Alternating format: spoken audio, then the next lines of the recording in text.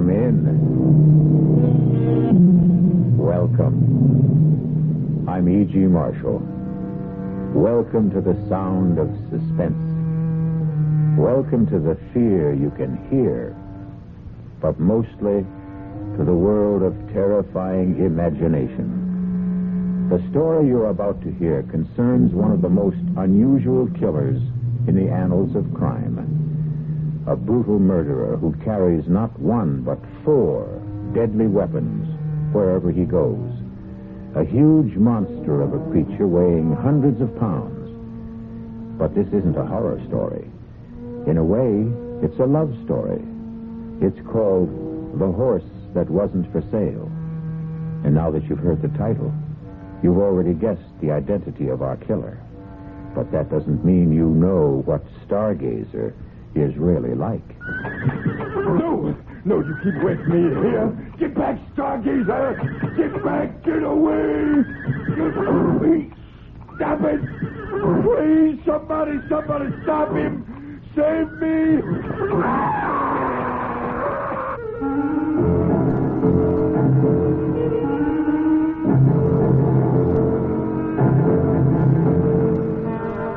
Our mystery drama, The Horse That Wasn't for Sale, was written especially for the Mystery Theater by Henry Slessor and stars Mercedes McCambridge. It is sponsored in part by Anheuser-Busch Incorporated, brewers of Budweiser. I'll be back shortly with Act 1.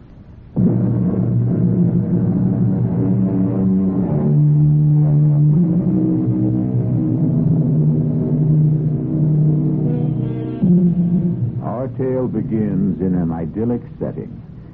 Just picture the gently rolling hills of a horse farm in the early days of autumn.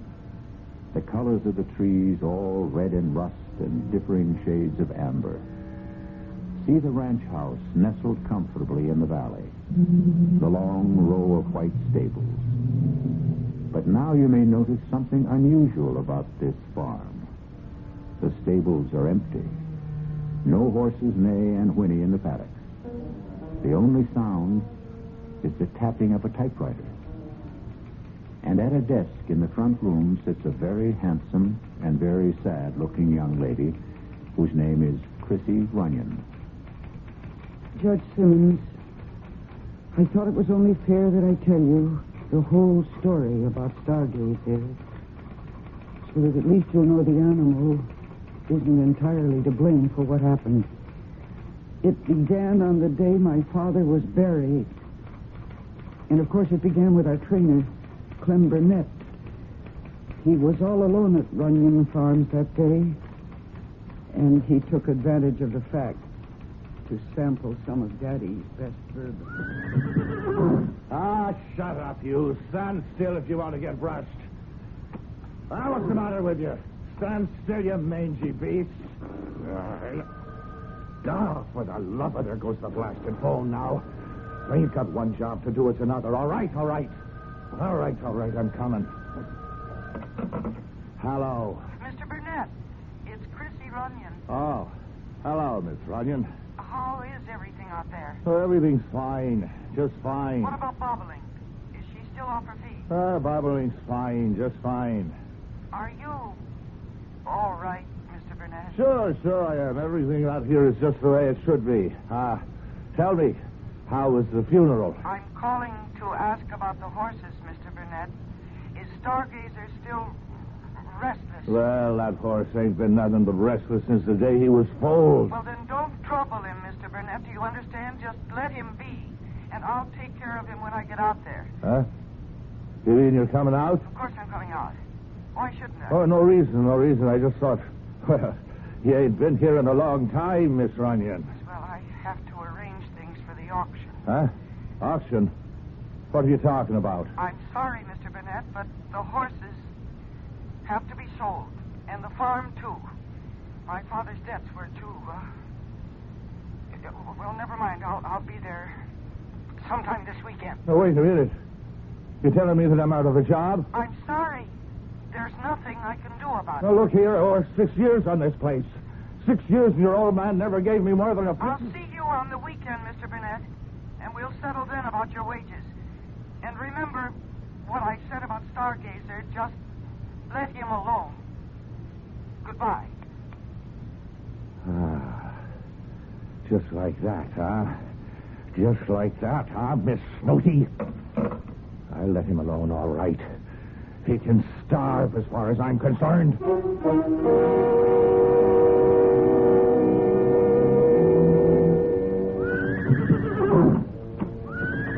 What's the matter, Stargazer?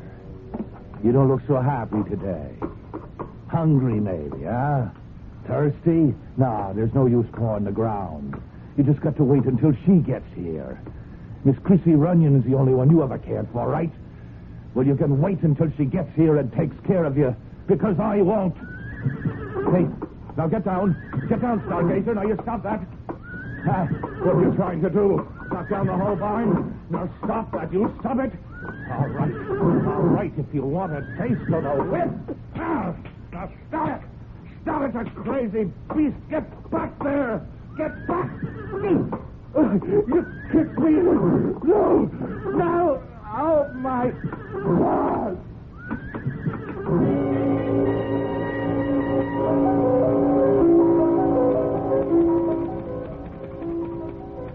Well, you know what happened to Clem Burnett better than I do, Judge Simmons.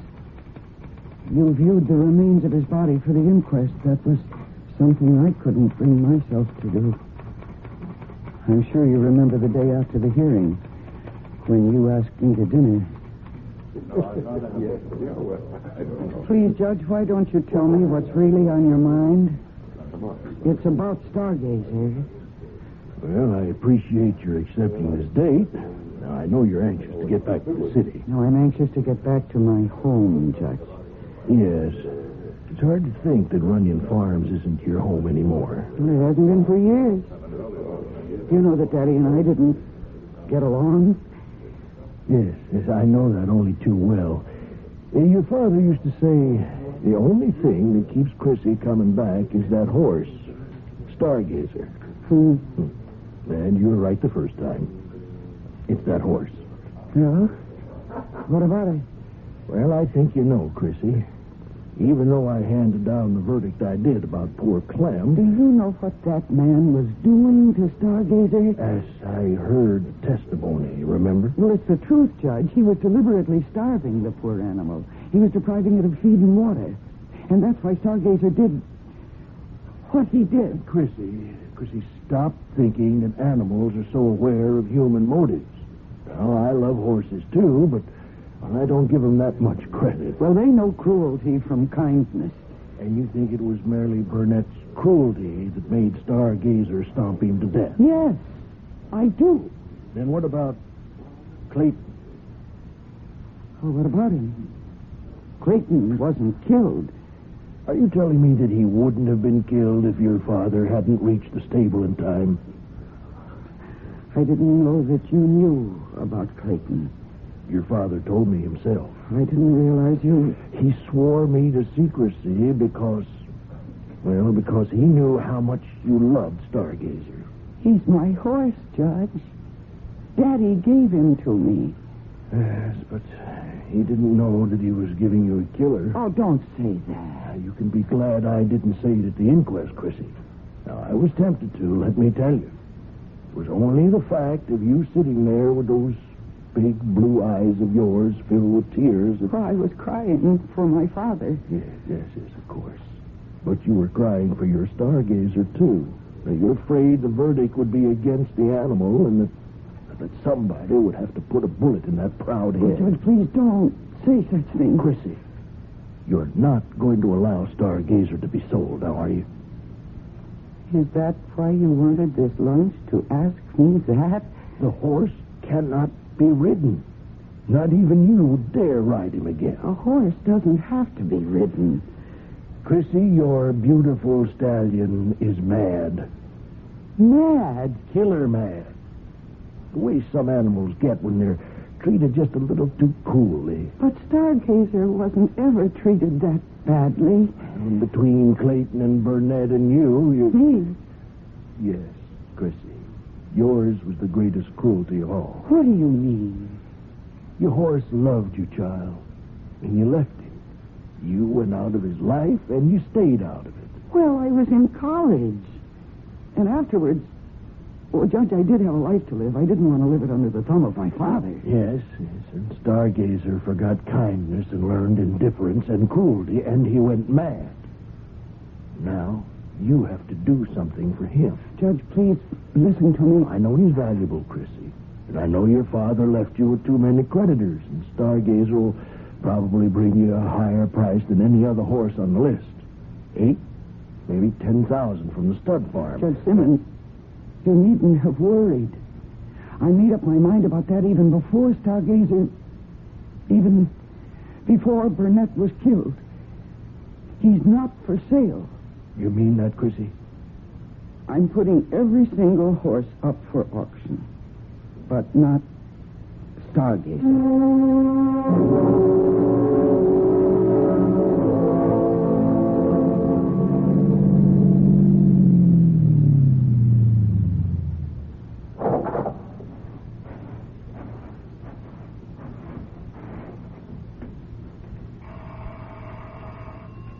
Just a moment. Good morning. Oh. Hello. You remember me, don't you? Alan Carlin from Wild Brook Farm? Yes, of course. I remember you, Mr. Carlin. Well, I thought you might have forgotten me. It's been a couple of years since we've seen each other, Miss Runyon. I remember you. In fact, I saw you at the auction. Well, I'm flattered that you noticed me. You bought 3 of my father's horses. Yes, I bought 3. I meant to buy 4. Listen, do you mind if I come in? Oh, please do. I was really shocked when I heard he died. He wasn't a youngster, of course, but just the same. My father was 71. Well, I always figured he was younger, seeing as how he had such a young daughter. But I know it took Will a long time to get around to marrying. He was practically 40 by then, wasn't he? But then, that's how your father was, always putting things off. Including paying his bills, huh? Is that why you're here, perhaps? I beg your pardon. No, I know that you are on my father's list of creditors. Oh, but that's not the reason I came to see you. You see, I bought 3 horses at your auction, but I meant to buy 4. The only reason I didn't was because the horse I really wanted wasn't for sale. Huh. You mean Stargazer? I suppose you think I believe those rumors about the animal? Well, I don't. I've been around horses all my life. A good thoroughbred doesn't go crazy overnight. So any compunction you might have about selling him... You're mistaken. Stargazer was kept out of the auction at my request. He's my horse, and I don't want him sold. Well, I attended the inquest, you know. I listened to every word, and I know Burnett mistreated the animal. That's why he got stopped. Mr. Burnett was a fine trainer. Oh, yes, indeed. The point is that I'm willing to take my chances, Miss Runyon. I won't ask you to cut the price because of a horse's reputation. There's no price tag on him. I'm sorry. Miss Runyon, you're still a sporting woman, aren't you? Would you be willing to make a little wager? What? Well, I've ridden horses with reputations 5 times worse than Stargazer's, and I can prove it. Now, if I do, will you talk about a sale? No. Oh, you're your father's daughter, all right. Everybody said Will ought to raise mules that would have been more in character. Now, look, you don't have to worry about me. I was born in a saddle. If anything happens, the responsibility will be all mine. Your responsibility? Do you really think I care what happens to you? Yeah, but nothing will. If you were at that inquest, you know what it means if Stargazer hurts anybody again. They'll destroy him, and they'll have the legal right to put him away. And I won't let that happen. But it won't be that way. It will. There is something wrong with Stargazer. I've known that for a long time. And I think Daddy knew it too, but he gave him to me thinking that I might win him over with kindness. Well, I failed, you see. And And now when he feels that hateful weight on his back, he... Oh, please, please, go, Mr. Collins, please. All right, Miss Runyon. I'm just so terribly sorry you won't let me prove you wrong. Oh, dear. I should start my packing. Feels like the whole morning is gone. Oh, no. I hope that man isn't bothering Stargazer. He must be out at the stable. Mr. Collins, don't, please don't. Mr. Collins, don't. Mr. Collins, stop. Bring him back here. Don't ride him.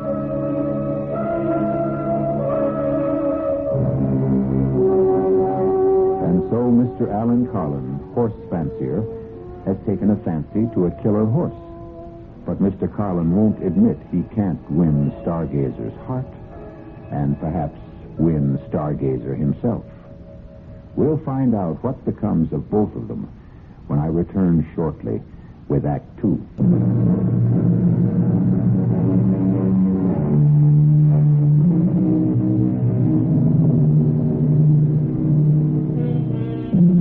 And now, here's Act 2 of The Horse That Wasn't for Sale. Alan Carlin knows horses, knows the feel of them, the moods of them, knows when they respond to a rider's touch, and knows when they resent it. But there are times when even the best horseman allows his ego to override his common sense. And Alan Carlin is about to learn that his time is now. Okay, boy. Take it easy now. Easy. Slow it down, boy. Come on. Those branches. Oh, good Lord, Stargazer, slow it down, boy. That tree. No. Oh, God, my back. My spine. Crazy horse, she was right. You are crazy. No, no, no, no, you keep away from me. Get back. You get back there, Stargazer. You get away, get away. No, stop it. Somebody, please, somebody stop him. Save me.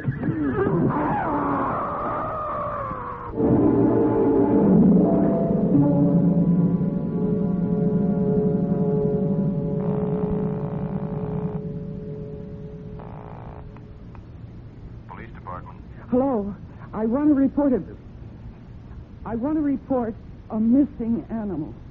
A horse. Who is this, please? My name is Runyon, Christine Runyon. Oh, yes, Miss Runyon. This is Sergeant Pegg. Oh, Sergeant, one of my horses was removed from... he ran away. Oh? I thought all your animals were auctioned off, Miss Runyon. No, there's one that wasn't sold. His name is... Listen, maybe he's still around the farm somewhere. Maybe I better just go out and look for him. Well, if you want to give me a description of the animal... No, it's all right. I just lost my head for a minute. I'm sure he's around the property somewhere, and I'll find him. Don't worry. Whatever you say, miss. I'm sorry to have troubled you. Goodbye.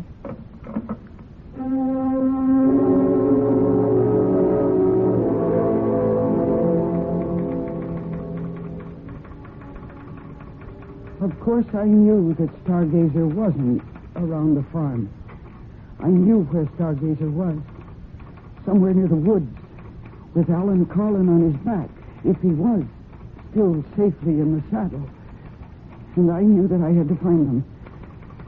I saw Carlin's automobile parked outside, and I decided to take it instead of my own, so that I could send Mr. Carlin back where he belonged.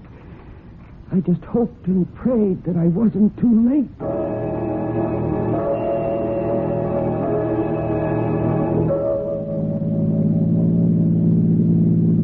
I hated driving. All my life I preferred a saddle to a driver's seat. But I drove Alan Carlin's car like a reckless idiot, taking every curve as if it was a race course. Stargazer must have been traveling swiftly, because there was still no sign of them when the road ended and became a forest trail. Only a horse could travel that pathway. So I stopped the car. I wasn't afraid of the forest. I'd spent half my life on a trail that led into the deepest parts of it. But now for the first time I felt afraid of it. Afraid of what it might conceal. And then I heard a sound that froze me in my tracks. Stargazer! Stargazer, where are you? Stargazer! Mr. Carlin! Oh, thank heavens you're all right, Stargazer. You are... Oh, dear God. No! Mr. Carlin, he's been thrown. Oh, I warned you not to do this. He just won't be ridden. Nobody can ride Stargazer, not even me. You're lucky he went... Oh, no. Oh, no, his head. Oh, no. You killed him. He's dead. He's trampled to death. Oh, dear God. How could you let this happen? It isn't right. It isn't right. No, Stargazer. I'm not angry. Not with you.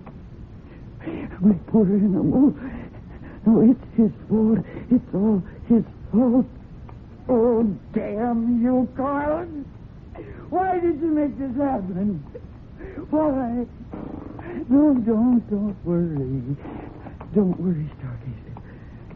I'm not going to let anything happen to you. That wouldn't be fair. It just wouldn't be. Only what can I do?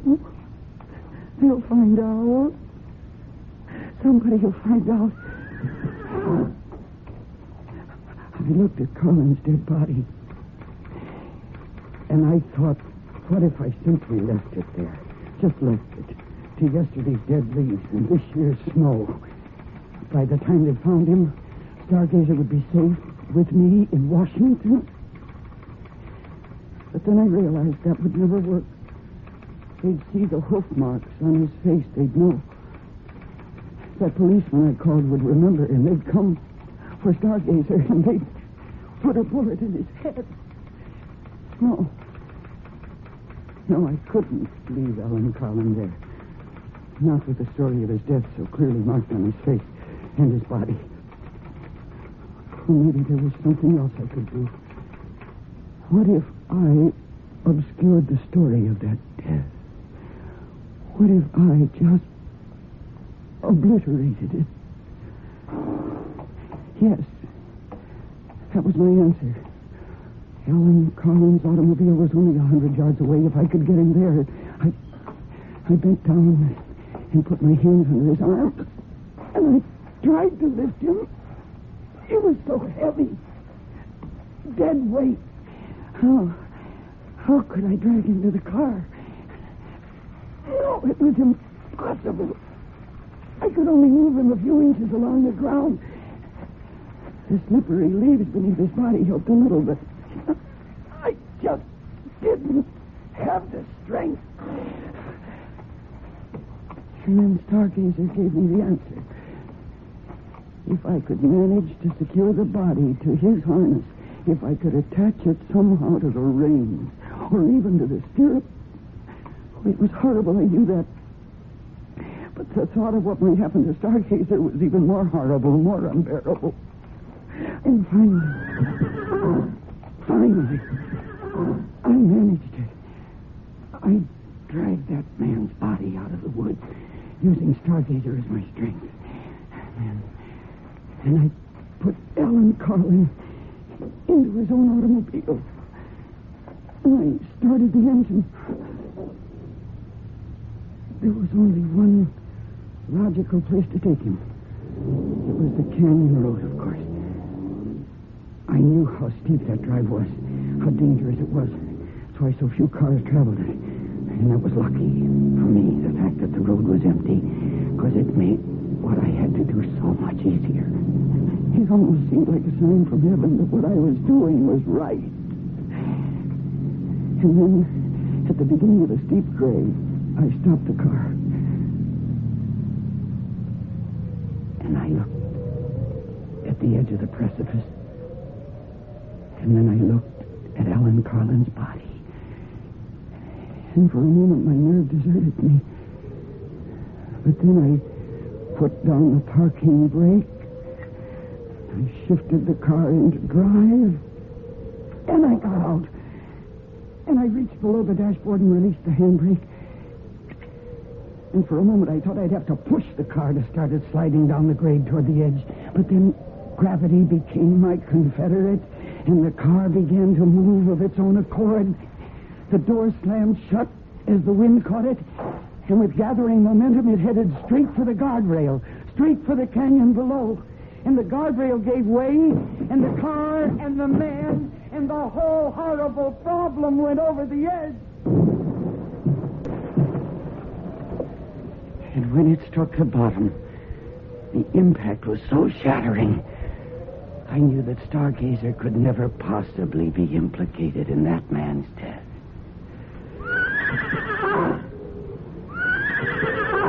Then I made the long walk back to the woods, back to my horse, to my old friend, who stood patiently tethered, waiting for me, trusting in me.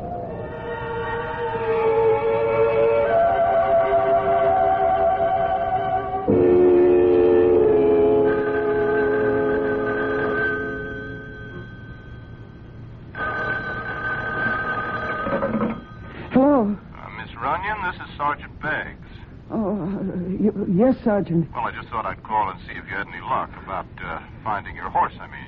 Oh, yes, I found him. I was foolish to have panicked. He hadn't gone very far after all. Oh, good. Still on the property, you mean? Yes, he was. That was silly of me. He was just a short distance away. Well, that's fine. That's just fine. I'm glad to hear it. Better make sure you keep that stable door locked. You know? Yes, I will. Thank you very much, Sergeant. You're welcome, Miss Runyon. Goodbye. Goodbye. Oh, I think I could use a drink. Oh, no. No, what? Hello? Hello, is this Miss, is it, Bunyan? No, the name is Runyon. Who is this? Well, you wouldn't know me, Miss Miss Runyon. Name's Sam Fradd. I work over at Wild Book Farm for Mr. Carlin, you know. Yes? Well, what do you want? Well, I was wondering if you were going to be home this afternoon, Miss Runyon. A little something I wanted to talk to you about. No, I'm sorry. I have a great number of things to do today. I can't receive visitors. Well, I figured you'd want to talk to me, Miss Runyon, on account of what happened this morning. Oh? What do you mean? Oh, I think you know. What happened out there? On that canyon road? I haven't the faintest idea of what you're talking about. Sure you do, Miss Runyon. You see, I saw you kill Mr. Carlin out there. I saw you murder him. Now, can I come and talk to you?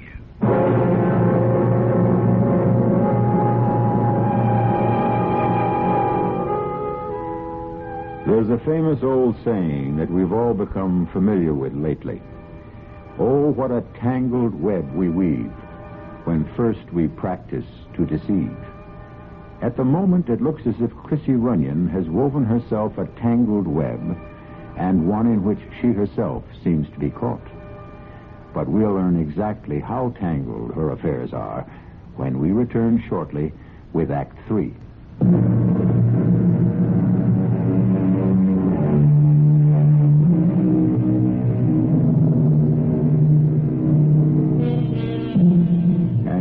Here's the final act of The Horse That Wasn't for Sale. And it begins with a sound that strikes terror into the heart of young Chrissy Runyon. She hesitates before she answers it, afraid of the man who might be on her doorstep.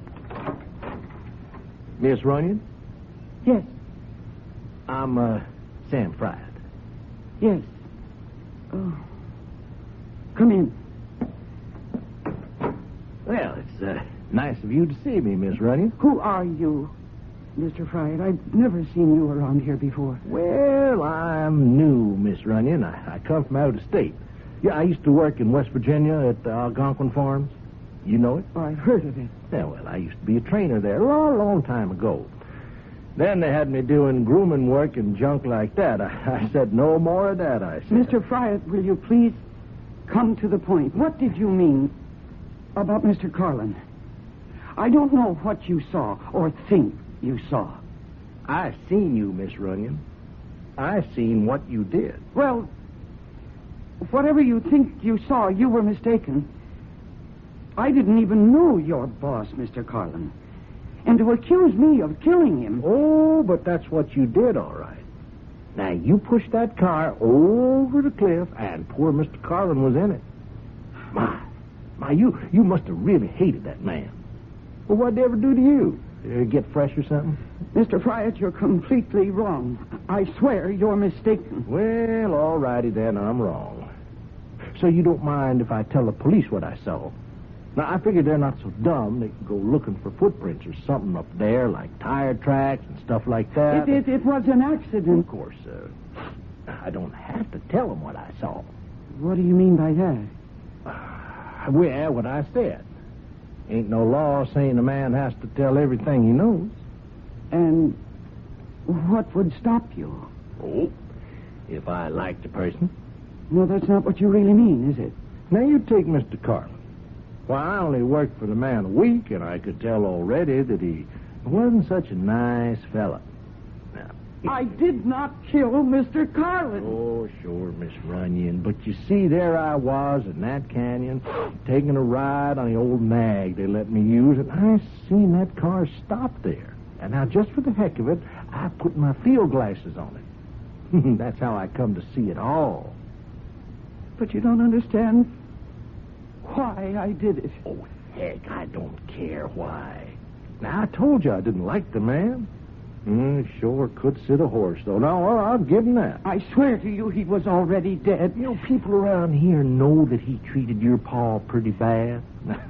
Can't blame you for what you did. No, you must believe me. Mr. Carlin was already dead when his car went over into the canyon. He'd been killed by an accident. Now, I had my reasons for doing what I did. Sure, miss, sure you did. And you can just tell the police all about it. No, they may not understand. Yeah, that's true enough. Yeah, they may not understand. I mean, not the way I do. But just the same, if they ask me questions about it, now, I'd have to tell them what I know. Well, unless, of course, I wasn't around to tell them anything. Not around? Well, with Mr. Carlin dead, there's not much point in me hanging around Wildbrook much longer. Maybe I ought to move on. Find me another job. If I did that, well, I wouldn't be here when the police came around. Understand? No, I'm not sure I do. If I could get me a stake, now, I'd leave right away, tomorrow, maybe. No, it wouldn't take much. 4,000 or 5,000, maybe, huh? That ought to be enough, don't you think? Oh, now, wait a minute. Well, better round it out to 5. Yeah, 5,000 would do her, Miss Runyon. You expect me to give you that money? Well, sure help if you did. But that's impossible. I don't have a penny. Auction must have given you plenty, Miss Runyon. Why, Mr. Carlin bought some of your stock himself. But every cent goes to my father's creditors, and even that won't be enough. Well, I don't know about that. All I know is 5,000 would do me just fine. Now, you think it over, Miss Runyon. I'll come back tomorrow afternoon. It won't do any good. Yeah, we'll see. There's just no way I can raise that money, Mr. Fry. Oh, you'll find some way. Women these days, they can do just about everything. Fly airplanes, run companies, kill people. Well, you'll figure something out, Miss Runyon. Well, so long now. No, Mr. Fry, please. I'll see you in the morning. Oh, dear God. What am I going to do?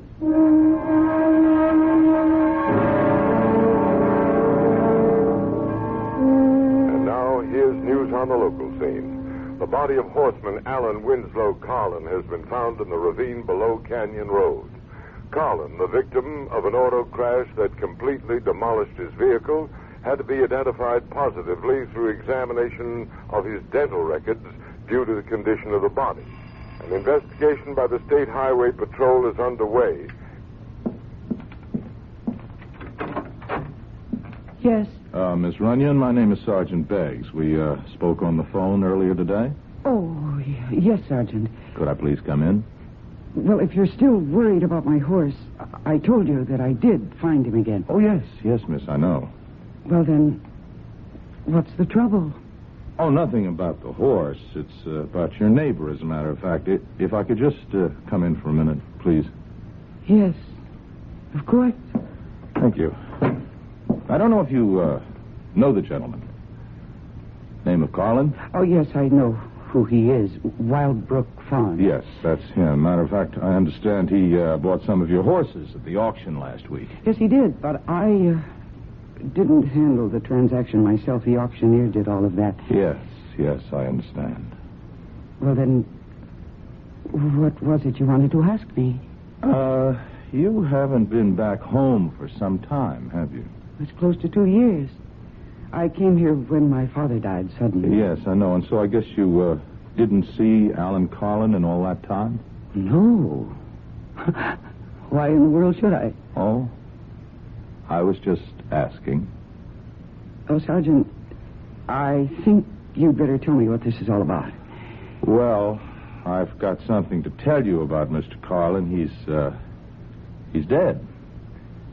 He died in an auto crash this morning. Yes. I just heard that on the news. Oh, I see. Well, it was pretty bad. He was halfway up the canyon road, heading for the Leap. You know where the Leap is? Sergeant, I was born and raised in this part of the country. Oh, yes, of course. Excuse me. Anyway, he went out driving that way, and he must have skidded or something. Car went over the edge, plowed right through the guardrail. Oh, that's terrible. It's such a dangerous road. Oh, yes, it is a dangerous place. I would have thought Mr. Carlin would have had more sense than to take it at high speed or whatever it was he did. Anyway, the car went over, and it was totally demolished, of course, and that's a long way down. Oh, that poor man. I'm terribly sorry about Mr. Carlin. But I really can't take his loss very personally. I hardly knew the man. Uh-huh. Well, your father knew him well, though, didn't he? Yes. They were neighbors for many years. And friends. Oh, I suppose so. Only they had some kind of falling out about money, I understand. Well, what does that have to do with all this? Just curious, Miss Runyon. Are you trying to imply something? No, miss, of course not. Why should I do that? Oh, there is just one more thing, though. One more thing. When Mr. Carlin left his place this morning, he told one of his servants that he was coming here to see you. Oh, that's right. He was here. Mm-hmm. What time would that have been? Oh, I don't remember exactly. Around 11, I think. Did he stay very long? No. No more than 10 minutes.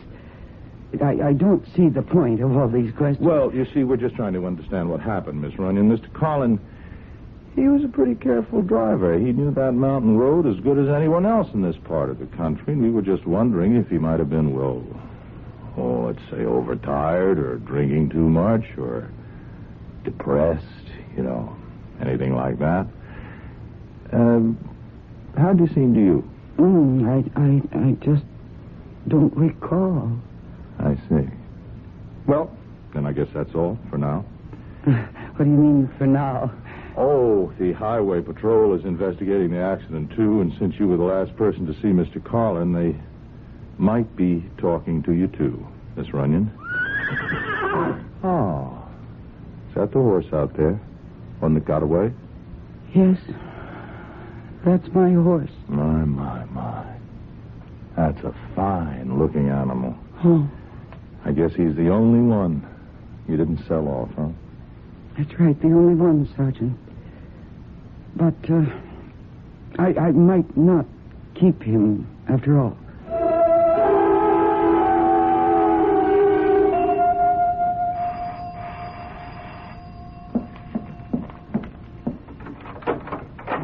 Well, hello, Miss Runyon. Hello, Mr. Fryer.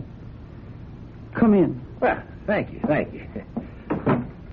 Well, I sure wouldn't mind. How do you take it? Black, just fine. Oh, thank you, miss. That's real nice of you. Ah, that's good. Well, now, I understand the police were around yesterday. You don't miss... Oh. Would you like a cup? Well, I sure wouldn't mind. How do you take it? Black, just fine. Oh, thank you, miss. That's real nice of you. Ah, that's good. Well, now, I understand the police were around yesterday. You don't miss very much, do you, Mr. Fryer? Pays to keep your eyes open, I say. Oh, yes, I'm sure it does. Now, the question is, how much does it pay? Mr. Fryer, I don't have the money you want. Well, now that's a real bad piece of news, Miss Runyon. I told you yesterday there's simply no way for me to get my hands on it. The money that came to the estate through the sale of the ranch and its stock went directly into escrow. Now, I wouldn't know about fancy words like that, miss. All I know is... The estate has no money. And I have no money of my own. Well, that's really too bad. Because that means I can't leave. And if I can't leave, I might just as well tell the police what I saw. I'm hoping that you don't do that, Mr. Fryer. Oh, I don't want to do it. Believe me, Miss Runyon. But if there was just something you could give me. I mean, there must be something your pa left you, huh? Man like your daddy wouldn't die and leave his only child nothing at all. Well, there is one thing. Hey, what's that? It's the only legacy I have. The most valuable thing he owned. Look, out the window. That horse, you mean? Yes. His name is Stargazer. A thoroughbred. A champion. Yeah, oh, that's some stallion, all right. You said you were a good judge of horseflesh. How much do you think he's worth? Well, I wouldn't know for sure. I've been told he's worth between $8,000 and $10,000. Yeah. Yeah, a man would be mighty proud to own a horse like that. Well, he's all yours, Mr. Fryer. What? I'll transfer my ownership to you. Right this minute. Oh, you really mean that? Oh, why, that would be real fine, Miss Runyon. That would be real kind of you to do that. It won't take more than a few minutes for me to prepare the papers. Oh, I'd really appreciate that, Miss Runyon. You know, I'd sure like to take him out for one last ride before the sun goes down. And, of course, that's just what happened, Judge Simmons. Sam Fryatt took Stargazer out for his very last ride.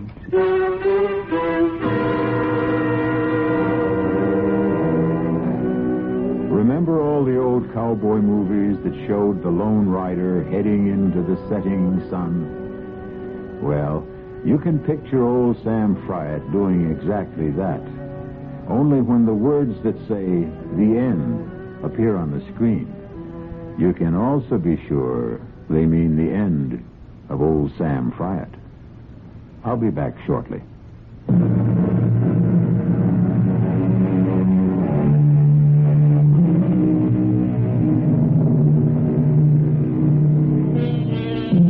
We hope you enjoyed this radio mystery story.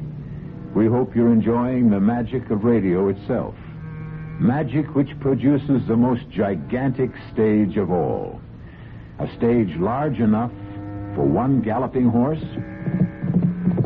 or an entire herd of galloping horses. This is E.G. Marshall asking you to tune in. Will someone please head those horses off at the pass? Our cast included Mercedes McCambridge, Arnold Moss, William Redfield, and Earl Hammond. The entire production was under the direction of Himan Brown. Mystery Theater was sponsored in part by the Kellogg Company, makers of Kellogg's Special K cereal. This is E.G. Marshall inviting you to return to our Mystery Theater for another adventure in the macabre. Until next time, pleasant dreams.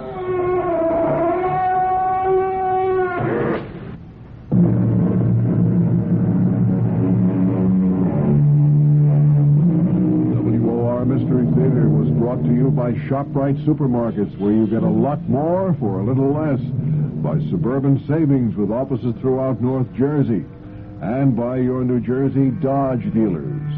The preceding Mystery Theater program was furnished by the CBS Radio Network.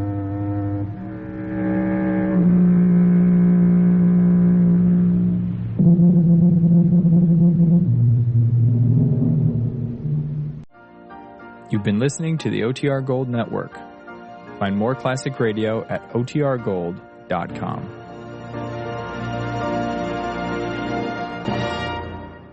Faraday presenta Ojos con Alergia y Picazón contra el jardinero. Y el ganador es Faraday Extra Fuerte. Para aliviar la picazón de los ojos por alergia, actúa más rápido y supera a Claritin y Flonase aún a las 24 horas. Faraday, adelante. Choice Hotels get you more of what you value. Comfort Inn, it's calling your name. Save on the stay. Oh, and free waffles are yours to claim. Book direct at choicehotels.com.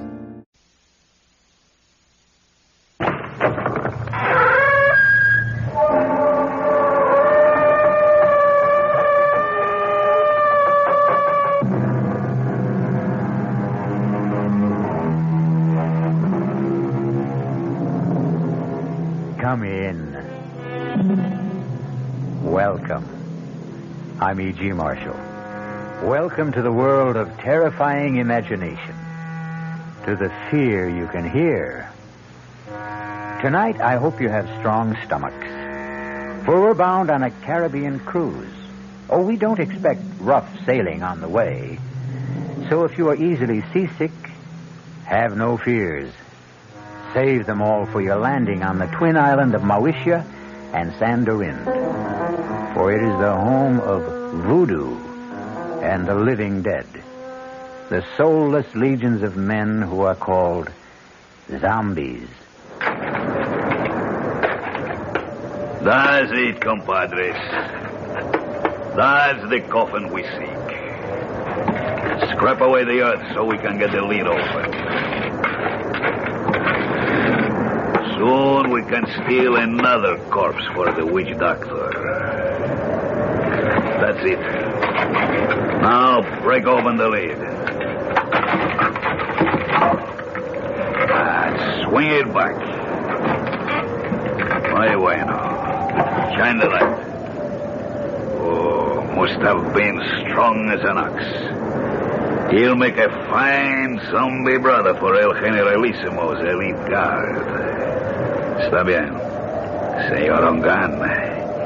Here is another carcass for your living dead.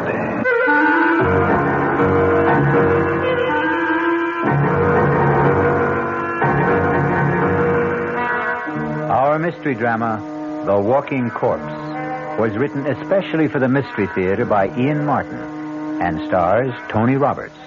It is sponsored in part by Anheuser-Busch Incorporated, brewers of Budweiser, and by the Kellogg Company, makers of Kellogg's Special K cereal. I'll be back shortly with Act One. Great taste in the morning, Kellogg's has that wholesome taste to get you up and grinning. This is Jerry Crawford for Kellogg's Special K. We've been having some fun in our television and radio commercials by using a ball and chain to symbolize the slight overweight problem common to so many of us. We point out that being a few pounds overweight is just a little more difficult for you. Climbing stairs, just walking around, even sitting down can feel, well, like you're wearing a ball and chain. In case you missed the message, it's this. If you really want to get rid of that extra weight, you really have to work at it by exercising and with sensible meals like the Special K breakfast. A 1-ounce bowl of Special K, America's favorite high-protein cereal, 4 ounces of skim milk, tomato juice, and coffee. Less than 240 calories. Nutritious and, by the way, delicious. So why not begin each day with a Special K breakfast and then keep up the good work? Special K can't help you lose weight all by itself, but it really is a good start. Hey, Mom, what's for dinner? Hey, Mom, what you got? What's for dinner? Your ShopRite is featuring ShopRite or Shenandoah brand Grade A Rock Cornish hens, a real family treat at just 47 cents a pound. What's for breakfast? Listen to these ShopRite values. ShopRite Grade A large eggs, 59 cents a dozen. ShopRite sliced bacon, 1 pound package, 79 cents. ShopRite Grade AA butter, 1 pound brick, 69 cents. Crown Top white bread, 22-ounce loaves, 3 for $1. Save on every meal at ShopRite.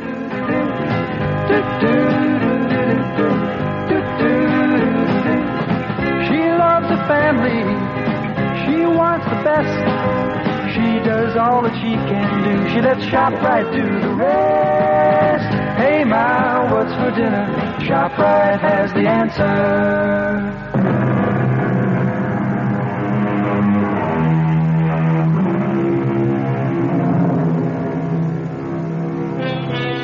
The body of a dead person, given the semblance of life, usually for some evil purpose. That is a zombie.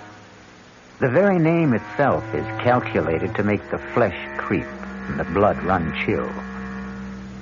But on a plane headed for Miami, taking them to their honeymoon, nothing could be further from the thoughts of Steve Ramsey and his new wife, Pat. Oh, I can't believe I have you to myself for these few hours, Steve, let alone a glorious 2 weeks. I don't know what the other associate professors go through, but my first 2.5 years teaching parapsychology have laid me out. I can't wait for those hot sands and warm water. Mm. Can I serve you a drink, sir? Oh, now that's what I call perfect timing. Why not? One more, and I can fly solo to Miami without the plane. Well, then I'll join you. I can't have you orbiting alone. May I get by, please, stewardess? I'm sorry, sir. Just let me move the cart. Oh, thank you. Chris! It is Christopher. It's all right, stewardess. I'll join my friend here for a moment. Hey, Steve, man, good to see you. Here, I'll move over. Sit down. Chris, you look something else. It's great to run into you. Only just for a moment there, I thought you were thinking of giving me the brush. You? Never. I'll explain in a minute. Oh, Pat, this is Christopher LeClaire. I want you to meet my brand new bride. Oh, this is a pleasure, Mrs. Ramsey. Let me congratulate you on your impeccable taste, Steve. And both of you on your marriage. I'd like to buy some champagne, but you already have your drink. No more champagne, thank you. We've had enough in the last few weeks to float a battleship. At least let me get a drink for myself to toast the bride and groom. He's your old football buddy, right? Yeah. Greatest running back I ever saw. All-around athlete. He could have made it big in the pros. Any sport. Isn't he a prince or something? And his father is the king of Mawisha. I wonder what's bugging him. This is better. A toast from my country.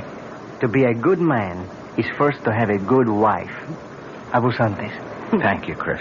And to yours. Yours, too. Oh, yes. Drink to my good health, please. What is it, Chris? You want to talk about it?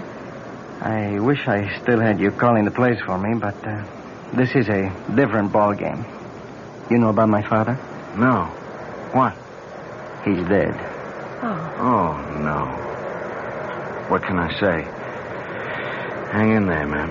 Oh, I will be tough, all right. Was it recent? The day before yesterday. I didn't see anything about it in the papers. It wasn't in the papers. He didn't die. He was assassinated. Oh, no. Any idea who did it? There is no proof, but I know. Who? Oh, maybe not by his own hand, but at least on his orders. Hernando Trujillo. The Generalissimo? But I thought he was your father's best friend. And my godfather. His gift to me on my 21st birthday. His own good luck charm. The bracelet of the sacred serpent. The head, the voodoo symbol of life. The tail, the symbol of death. You see, they are woven together. But then why should he? Because, Mrs. Ramsey, my father gave our people freedom. A freedom the San Dorindian cannot share. Why not? Because if they had it, They would tear the man who rules them by terror to pieces. So he's planning to move in on Mawisha and annex it. The moment my father's assassination is revealed. A coup d'etat while the people are in confusion with no leadership. That's why I've given up any dream of becoming a doctor and am going home. A private plane will meet me in Miami to fly me to Mawisha. To save time, I took this commercial flight under an assumed name. You think Trujillo might... I was warned just in time. Less than an hour after I left my apartment, a bomb gutted it. I am a dangerous man to know these days. So, before I do cause any... Oh, my God! Steve, what is it? 2 hoods with machine guns. It looks like a sky... Senores. Ladies and gentlemen. Oh, my God. May I have your attention, please? That's Juan Garcia, Trujillo's hatchet man. Oh. What can we do? Nothing. It's me. Everyone quiet. If you do as I say, no one will be hurt. We are commandeering this plane. Quiet! Quiet! There is nothing for any of you to fear. The plane will land at Miami, and all passengers will be discharged, except for the flight crew and 4 hostages. I repeat, there is no cause for alarm if all of you keep your seats and your heads.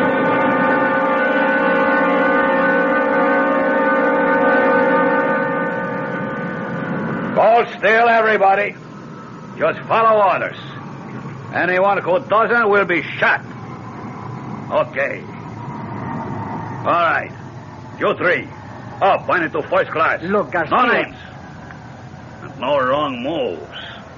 My orders are to bring you dead or alive. I was only going to ask that my friends... Your friends can identify you. We don't want that for a few days. They will only be held as hostage till we are ready. If they do as they are told, they will be released unharmed. Now move! Join the other hostages you were staying with in first class. Steve, I'm so sorry. It's not your fault. You okay, Patricia? Ready, unwilling, but able. That's my gal. Let's go. Just walk ahead of me, nice and steady. Muy bien, mis amigos. Zanka, Roban. Nobody moves till I come back. Okay? Inside. That's it. Go sit by him. Quito, don't let them move till I come back. I'm sorry I got you into this. Yeah, we'll make out. Are you okay, honey? Well, a few butterflies in the stomach. What does he want?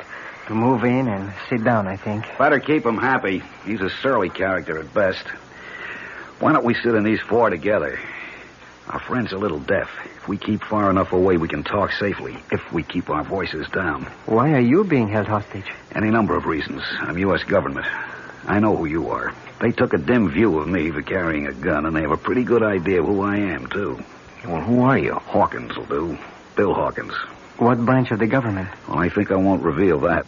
I was assigned to see that you cleared the country safely, Your Highness. Someone slipped me a knockout drop in the coffee. That's when I lost consciousness and my gun. You were asleep when I came back. Oh, this is Mr. and Mrs. Steve Ramsey. How do you do, Steve, ma'am? Yeah, hi, Hawkins. How do you do, Mr. Hawkins? Any idea what their plans are? Refuel, clear the rest of the passengers out. Then we head straight for San Dorinde. That's the notion. So, the moment they get our friend Christophe here to San Dorinde, he's a gone goose. He'll just drop out of sight suddenly and for good. Now, my guess is they'll set up one of these goons as a fall guy, have a big show trial, and in the meanwhile return the plane with us aboard. Only, somewhere on the way, we'll all disappear in a puff of plastic bomb smoke. We're just as long gone as the king here. What's the alternative? Distract Ugly there long enough for one of us to disarm him. Garcia and his other boys can only get at us through the narrow passageway between tourist class and here. I can keep them pinned down till you get out the emergency exit. He's a big guy. But they'll admit... Okay, no time to argue. Now, how do we distract him? That's my job. Pat, please, stay out of this. I'm in it just as much as all of you. Watch this. Hey, mister, come here a second. Well, okay, then, I'll come to you. Take it easy. I just want to ask something. Well, if you can't hear me, I can't speak any louder. Oh, please, come closer. That's it. I just want to ask where the ladies... Watch it, he's strong as a bull. He's broken my arm. He's all right. I have the gun. Stay where you are. Don't let him near you. I'll shoot. What are you waiting for? Stop him! No! Good, stay like that. Don't move. All right, Kilo. Bring up your gun. Chris! You shot him, Garcia. You killed him. That dog ain't dead or alive. It makes no difference. But that other man, Chris shot him twice. Point blank. It should have killed him. Quito? Oh, no. Don't you know you can kill a zombie?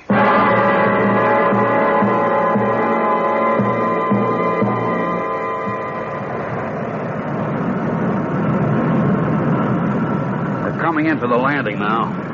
How's Chris? He's alive, but just barely. If he can just hang on, maybe when we land, a doctor can help him. Too late for me. Don't give up, Chris. Take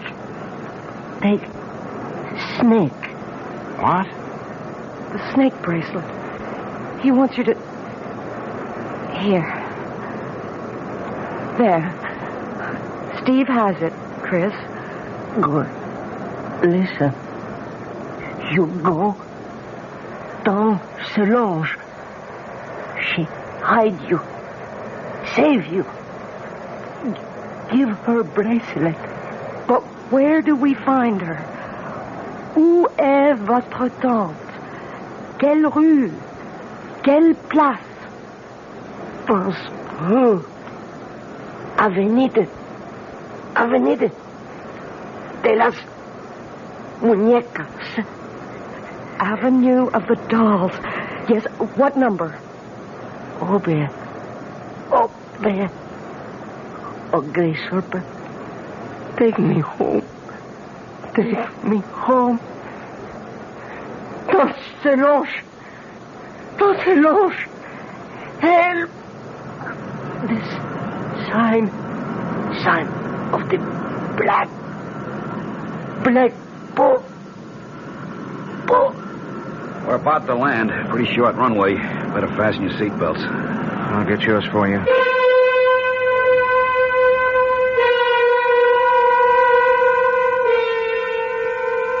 Not the most promising way to begin a honeymoon, particularly when it seems there is more than a little chance of ending it, even before it's begun. Who knows what kind of reception is ahead for the newlyweds? I'll be back shortly with Act 2. Oh, sure. You can talk about good-tasting diet drinks, but I know. I'm Goldilocks, and here at my taste-testing laboratory, I taste-test them all. And nobody's been drinking my diet drinks until I tested sugar-free Diet 7-Up. And then, kabloomy, every bear wanted some. Diet 7-Up is fresh, natural, delicious. Sugar-free Diet 7-Up. This one's just right. There's a very special deal going on at all offices of Suburban Savings throughout North Jersey. It's called Suburban Special Interest Deal. And you'll be especially interested in these savings you get. A top 7.90% effective annual yield on Suburban's limited issue 7.50% savings certificate. And Suburban guarantees it from 4 to 10 years, minimum deposit $2,500. Early withdrawal prior to maturity is subject to a substantial penalty. Suburban compounds interest continuously from day of deposit paid quarterly. So you not only get interest on your savings, you get interest on the interest. And Suburban offers you the highest interest rate allowed by law. Here's your chance to get a great savings. A top 7.90% effective annual yield on Suburban's limited issue 7.50% savings certificate. Why not deal yourself into Suburban Savings special interest deal in Bayonne, Edgewater, Elmwood Park, Emerson, Hackettstown, Morris Plains, Nutley, Paramus, and Sparta? There is no mystery about the morning when you come rambling with gambling. Good evening, mystery fans. This is John Gambling, and every morning, Monday through Saturday, here at WOR from 5 a.m. till 10, we get the crew together to try to put the morning together for you, to tell you what the weather's going to be like, whether there's heavy traffic coming into the city, whether the subways and the commuter trains are running. Bob Harris is in WOR's Weather Center every morning with all that very complicated equipment that he has to help prognosticate the day's weather. We cover sports completely with Don Cricky. In the news department, Peter Roberts, Henry Gladstone, and Harry Hennessy. And up in the helicopter, George Meade or Fred Feldman, keeping an eye on the traffic scene. So altogether, we do try to take any mystery out of the morning. And just to brighten up the beginning of your day a little bit, I think we have some kind of nice, listenable, and tuneful music. So tune in tomorrow morning or any morning for Rambling with Gambling. Now, back to the mystery.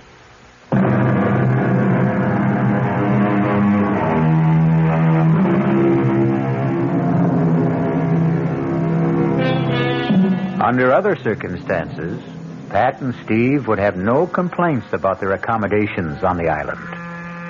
Drained and exhausted, the silk-sheeted bed in an expensive suite is an alluring invitation to sleep. Except, even if you're dead to the world, who wants to become part of the world of the dead? Oh, Steve. Is it possible? Could there really be such a thing as a zombie? No, of course not. It's just a superstition. But you saw Chris fire 2 bullets right into his body. Yes. And he didn't even flinch. Cogito ergo sum. What? I think. Therefore, I am. Pat, look, under any other circumstances, I'd be fascinated. I mean, this is my field. And you do believe that there are walking dead? Do I believe that a man can be exhumed from the grave and life breathed back into his corpse? No, I can't accept that. That's beyond my credulity. But I've seen things in parapsychological experiments and in psychic research that... Honey, the power of supernatural belief is beyond belief. The right subject, particularly one of low mentality, under hypnosis, is capable of incredible feats. Superhuman strength, no sensation of pain, no shock reaction. Oh, Lord. Now what? The knock wasn't at the door we came in. It's that one over there. Oh, wait a minute. Stay where you are, Pat. Yes? Who is it? Bill Hawkins. I'm in an adjoining room. Is there a bolt on your side? Yeah. Half a sec. Hiya, Bill. Listen, we've got to talk. What's the sense in talking? Hello, Pat. Hello, Bill. How's your arm? Feels fine. They did a real good job of patching it up. I just wondered before we all turned in if you had a radio in here. There's one right over there. Good. Mind if I turn it on and see if I can catch some news? Uh-oh. Only one band. Well, let's see what it's got. Hey, I see they provided you with a meal, too. I never even noticed. Pretty good grub. You should try it. I wouldn't touch it. Nor I. Look, I don't see how well. All right, we can cut the comedy now. This place is bugged. The radio ought to block us out. Now, we've got to plan some kind of escape. How? I may have that lined up. It's where to hole out after we bust from here that's got me stumped. I've got a possible answer to that. What? Saint Solange. Who? Chris's aunt. She lives here. Where? The Avenue of the Dolls. It's a long, winding street. Any idea where? You know it? Well, I spent 6 months on Secret Service here before we closed down our embassy. Did he give you a cross street, a number? He was pretty incoherent before he died. When I asked him, he just sort of rambled on about the great serpent and the black bull or something. The serpent is the basic symbol of the voodoo religion. Black bull I never heard of in this liturgy. Wait a minute. The chicken in the Obeah cult is a sacrificial animal considered to... Maybe it was the black pull. He was trying to say black pullet. Does that mean anything to you, Bill? Yeah, wait a minute. It's sort of a souvenir shop. You know, a typical tourist trap with straw hats and dolls and voodoo drums, you name it. Yeah, well, could you find it? Sure, it's not far from here. But how do we get out first? You got slacks on. Good. You got a dark scarf to cover that blonde hair? Right here. All right, come with me. Walk soft. Keep your voices low. Turn up that radio a little. Roger. I'll get you at the door.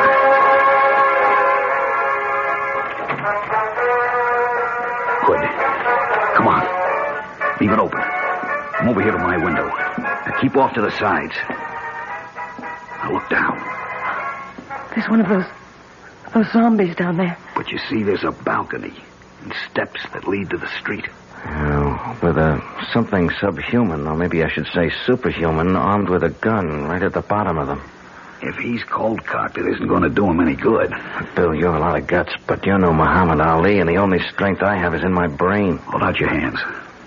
I'm going to give you the equalizers. Steve, with his fist wrapped around a roll of nickels or quarters, a 13-year-old boy could deck Joe Frazier, given the chance to blindside him. Yeah, but we haven't got... Keep your hands out. Now, this is a salt cellar. Same difference. I'm spilling the salt into your left hand. Wrap the other around this heavy crystal. I'm doing the same with the pepper. Now, you, Pat. Oh, I wouldn't know You're how going to cover us by making a diversion. Pick up that glass water pitcher there. Too heavy for you to throw? No. Throw where? We turn off the lights, turn off the radio, make like we're turning in. Then we sneak out the French windows onto the balcony. You go off to the right, opposite end from the steps. When that zombie reacts to the crash of that pitcher on the flagstones on your side, Steve and I go down the steps and take him out. Then we go look for Tante Solange. No, but he'd see you. Of course.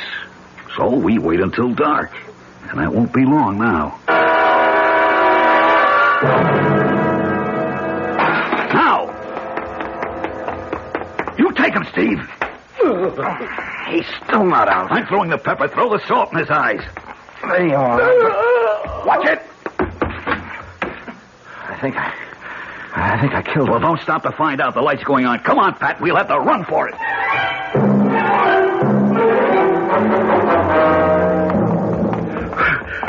Hold it. We'll have to chance a light. Which way? Ahead. To the right. Go to the next block. They're right on our heels. Give me that flashlight and you get out of here, both of you. What about you? Don't be a fool. Somebody's got to be a decoy. And you have a wife to think of. Now hurry. Come on, Pat. Run. To the left! They went to the left! Follow that light!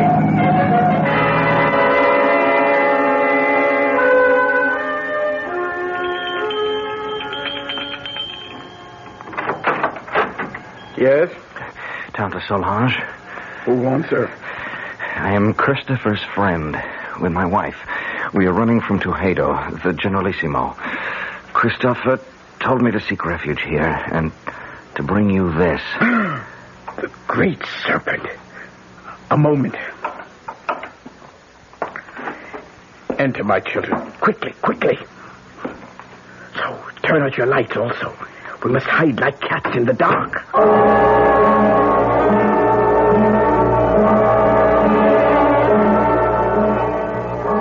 So, they have killed little Christophe. First my brother, then his son. Well, he will be made to pay. An eye for an eye, a heart for a bleeding heart. Now shall the tyrant bleed. Now at last my curse shall enter his vitals. Now will the great serpent uncoil and strike Hernando Trujillo dead. Oh, it wasn't the Generalissimo who shot Chris. It was a man named Garcia. Garcia! That jackal puppet dangled by the strings. That less than nothing with no mind or will of his own. Is he a zombie, too? What do you know of zombies, my child? Nothing, except what I saw on the plane and what my husband tried to tell me. Oh, you are a teacher in college, Monsieur Ramsey, no? Yes, and much of my studies are in the supernatural. You believe in zombie? Well, no, not altogether. Very well. We shall put our beliefs to the test. It's a doll, like the ones you sell in the store here. Not quite the same. This one is like the souvenirs of El Generalissimo, with this difference.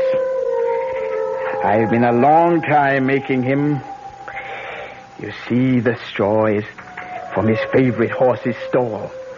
The beard is made from the combings of his hairbrush. The eyes, J-chips from a dress coat button. The boots from the fingers of an old glove. This is a voodoo doll.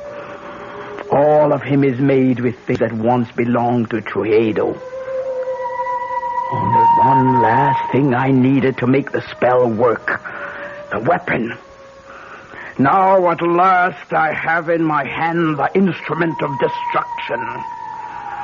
I straighten out the circle, turn the head to the sky, and death.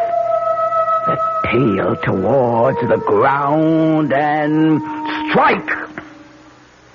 What have I done, Mr. Ramsey? You drove the bracelet like a knife straight through the doll's head. From temple to temple. Hernando Trujillo will be dead by midnight. And we will all be free. You still do not believe. Let us find how strong your science holds against my faith. What's that? Trujillo's men. The doll. They must not find the doll. Help me pin it under my skirt. Oh, my hands are shaking so much. Bon, just in time. So, we meet again, Senor Ramsey. How did you find us? Your friend Hawkins. He gave us away? Senor Ramsey, every man will give anything away with the right persuasion. Senor Hawkins took longer than most.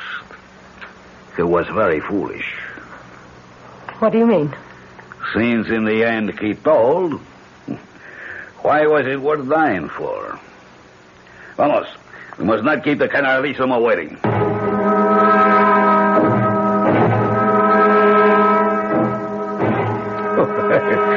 Please, let me assure you that you have nothing to worry about. I ask you all to relax. Now, the table is set for a late supper. I am sure you must all be famished after a long and difficult day. Won't you be my guests? Prisoners, you mean? Trujillo. Ah, yes. La bonne Princess Solange, I am honored. I had no idea you had come to live among us. I've been here longer than you know. Yes, I must speak to my secret police about that.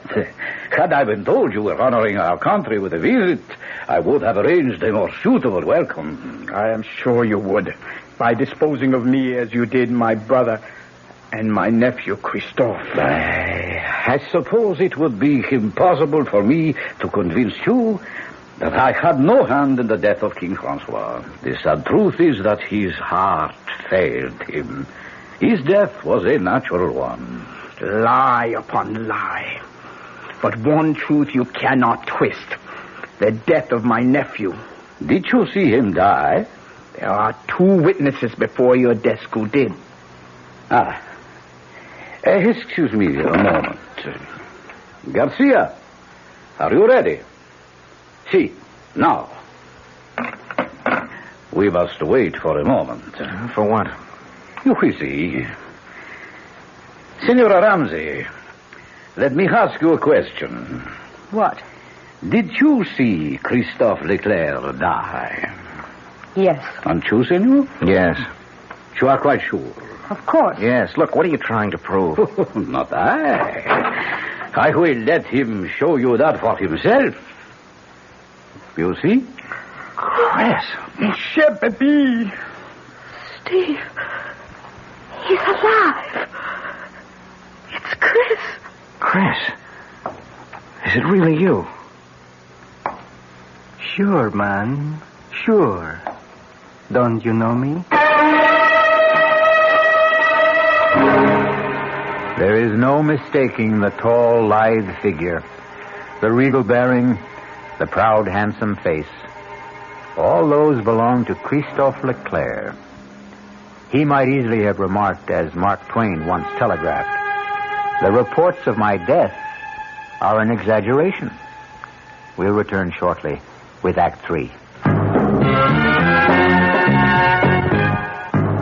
Some research experts say you can't taste the difference between beers. Well, if they're right, then Anheuser-Busch wastes a barrel of time Beechwood aging Budweiser. Only they don't think so. Brewing beer right does make a difference. And they're betting a bundle that you can taste the difference in Bud. When it comes to brewing Budweiser, the Anheuser-Busch choice is to go all the way because they still care about quality.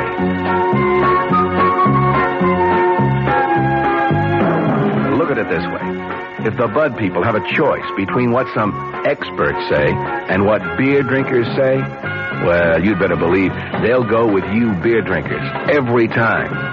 When you say Budweiser, you've said it all. Anheuser-Busch, St. Louis. Tomorrow, Monday at Abraham and Strauss, huge savings on broadloom and on broadloom remnant rugs. From one of America's top carpet mills, A&S snapped up a very special purchase of mill trial velvet broadloom. The tiny imperfections certainly won't affect wear, and you'll pay just $8.99 completely installed with deluxe padding. $8.99 a square yard for lush all-nylon pile velvet broadloom. If perfect, the price would be $14.99, so you save $6 on every square yard. Save on other fried fine broadlooms, too, like a fabulous all-wool pile gold shag broadloom, reduced from $21.95 to just $11.99 a square yard installed. Plus a huge A&S sale of room-size remnant rugs, all at one single sellout price, $69.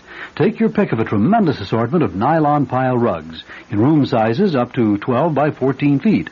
Originally $99 to $119. Tomorrow, your choice, $69. Tomorrow, Monday, at your nearest A&S store except Garden City. Come early.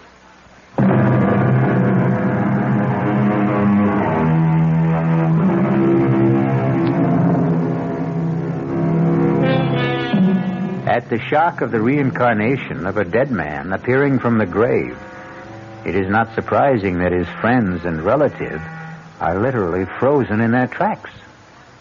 Under the circumstances, then, it is only decent courtesy for the returned corpse to break the ice. Tante Solange, qu'est-ce que c'est? Have you no greeting for me? Ah, mon pauvre, je te remercie pardon. Forgive me. I thought never to see you again. But here I am. Ah, mon cher bébé, mon cher bébé. Well, now, here is a reunion worth celebrating. That was a pretty rough wound you had, Chris. Worse than it looked. Thank God. It was mostly flesh damage. The doctors tell me the bullet bounced off my sternum and never entered the chest. But should you be on your feet? Long enough to ease your minds about me. I'm still a bit woozy. It was like the time you took the XB2 slant off tackle against Ohio State and that big linebacker, Sawchuck, kicked you in the head. Something like that. Tell them the good news, El Generalissimo. Set my aunt's mind at rest. Well, I know you hold out my motives, even Christophe did. I can hardly blame him, since I took such extreme measures to bring him here to Sandorinde before his planned arrival at the Moesia. What was your reason for that? We walk a tightrope on this shared island of ours. 2 cultures, 2 languages, 2 forms of government, perched precariously on a ever-increasing population in a far more ancient and primitive culture than either of ours. Your brother and I, each in his own way, preserved that delicate balance. With his unexpected death, steps had to be taken. Why? You know his plan was to return the government to the people. That would not have worked, not even for them. We would have ended, both of us, in anarchy.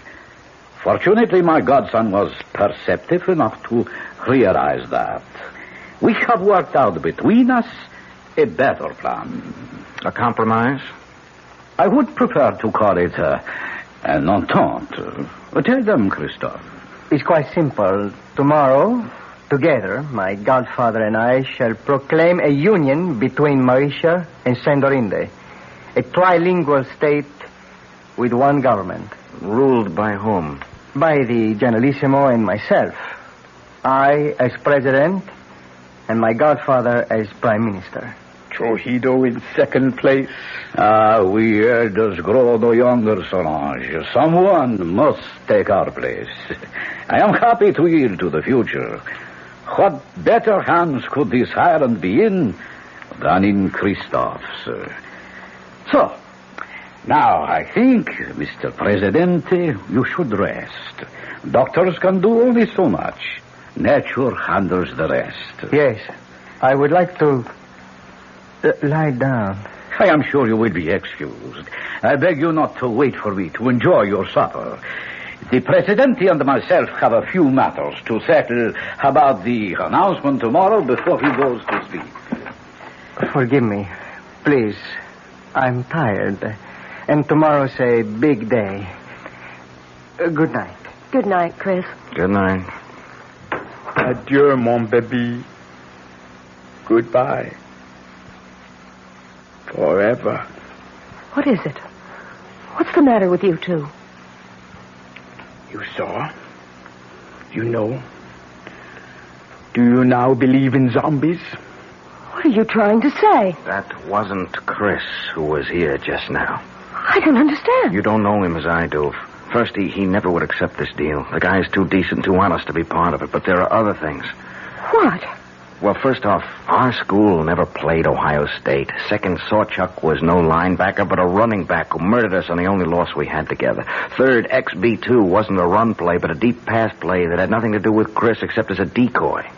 I don't understand the things your husband says, but I tell you, that was not Christophe Leclerc who just left. Not my nephew. They have stolen his soul, and that I cannot allow. Well, what can we do about it, Tante Solange? It is a very few minutes to 12. I told you Hernando Trujillo would be dead by then. Remember? Yes? Here is a conjured doll which will make his death. I place it on his desk so he can see it. For it is by his own guilt he must die before the end of this day. But if he doesn't return? He will return. It is written in the dust. Oh, nobody feels like eating, Well, I don't suppose I can altogether blame you. Shall I have you shown to your quarters for the night instead? Where is Christophe? Oh, I should never really have allowed him to overtax himself after being wounded. He was absolutely exhausted. I saw him to bed. And you return to suggest the same to us? I think we are all tired. Whatever discussion there may be between us can wait for tomorrow. For you, there is no tomorrow. What do you mean? Liar, cheat, thief, murderer. Look, on your desk. A conjured doll. Your image. Made piece by piece from your belongings. Fashioned in your likeness. Christened in your name with the blood of the black pullet.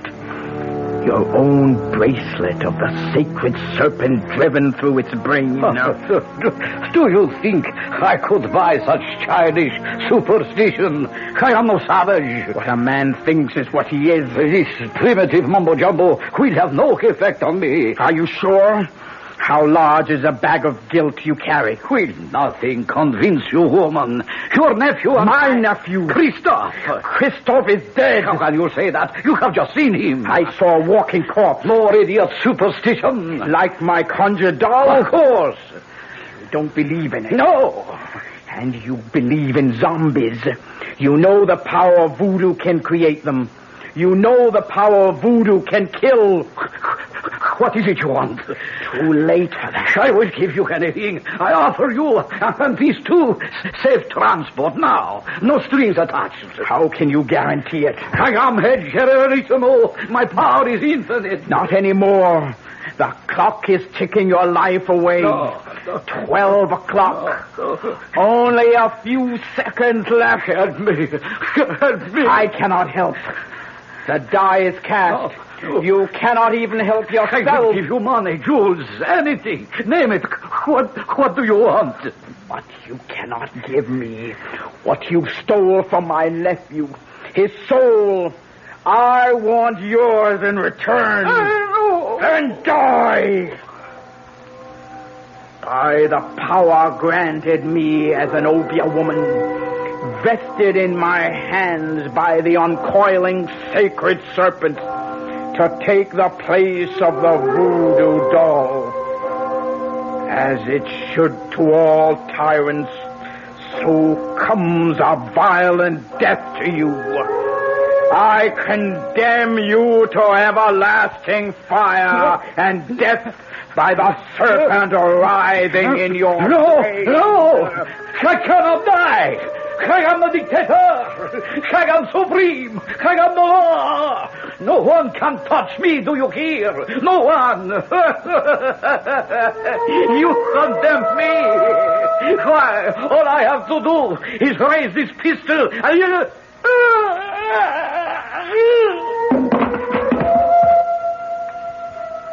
What happened? I wouldn't like to guess. Does it matter? He's dead. Are you sure? He's dead, all right. Now what? Got to get away.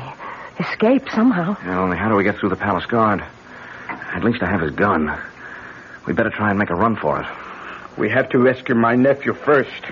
But Tante Solange, he's our enemy now. I still must rescue him. Mi pardon, el generalissimo. Let him see me on the gun! That's for Bill Hawkins. Pat, Tonto, run for it. I'll try to hold them off. You can't kill dead men with that. Garcia, yes, but not a zombie. Hand me that salt cellar. Here, but what good... Salt is the only thing that will kill a zombie.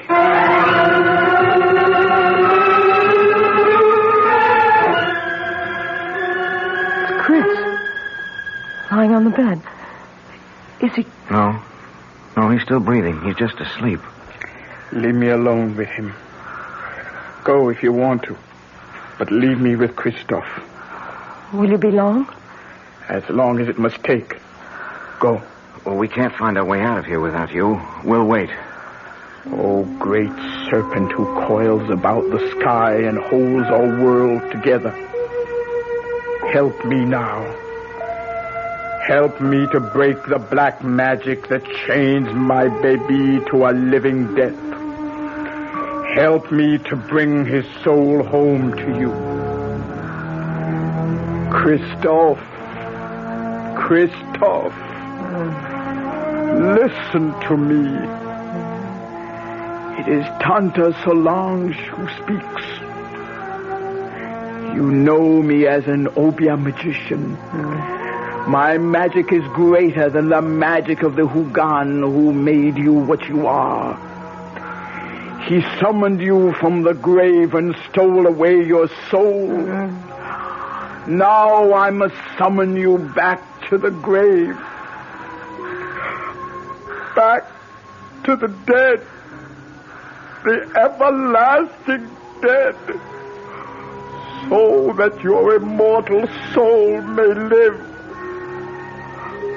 But only you can break the bonds. Rise, zombie. Rise. And cross to the window. Open the shutters. Now, open your eyes and look at the sea. No! In the name of the great serpent, I command you, open your eyes. Tante, I'm going home. My baby.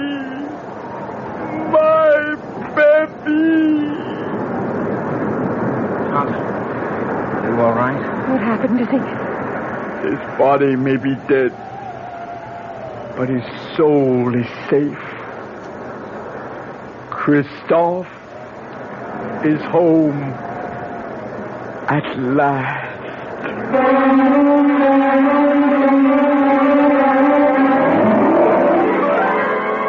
The death of the dictator set a people free in a mad orgy of festival and delight. In the wild celebration that lit up the city, no one had time to pay any attention to the three somber people who found their way back to the hotel. For Pat, Steve, and Tante Solange, there was sadness, but solace, too. The king was dead, but so was the zombie who might have held him prisoner for eternity. I'll return shortly. Hi, Ms. Goldilocks here. Professionally taste-testing diet drinks can be very difficult, but I just had to bear with it. Then I found sugar-free Diet 7-Up. It doesn't taste like other diet drinks. It's fresh, light, natural, delicious. Sugar-free Diet 7-Up tastes so good that I've taste-tested it hundreds of times, and each time I've given it my seal of approval. Yes, this one's just right. United Airlines steward Jack Nestor talks about friendship service to California. Our 747 to LA, we have a movie, we have a stereo, and a choice of 3 different hot meals plus a deli plate. United's Californians. Another reason more people choose the friendly skies than any other airline in the land. Yeah, we have people that come up to us and say, I'd like to play bridge. Do you know if anyone else is interested? So we'll make an announcement and get a group together. People who like to play chess. It seems like on a 6-hour flight, you can do a lot more for people. You know, you get off feeling like you've done something. Come along, sing the song, people now to die. The friendly skies of your land, United Airlines. United has 7 daily non-stops to California, including wide-body jets to Los Angeles and San Francisco every business day. This is Patricia McCann, and we'd like to tell you what the McCann program is all about this coming week. Monday, Dora McCann gives some good ideas on how to prepare the best food buys of the week. Tuesday, we begin a 2-part series on nutrition against arthritis, diabetes, heart disease. Our guest, Nathan Pritikin, will discuss research that shows diet can prevent and sometimes reverse some of these degenerative diseases so common in this country. Thursday, Dora McCann interviews Bob Reinhart and Dick Woods on how to prepare elegant meals in very cramped quarters. And Friday, the program will be in praise of mothers and housewives when Ariana Stasinopoulos, author of The Female Woman, gives her argument against the women's liberation movement.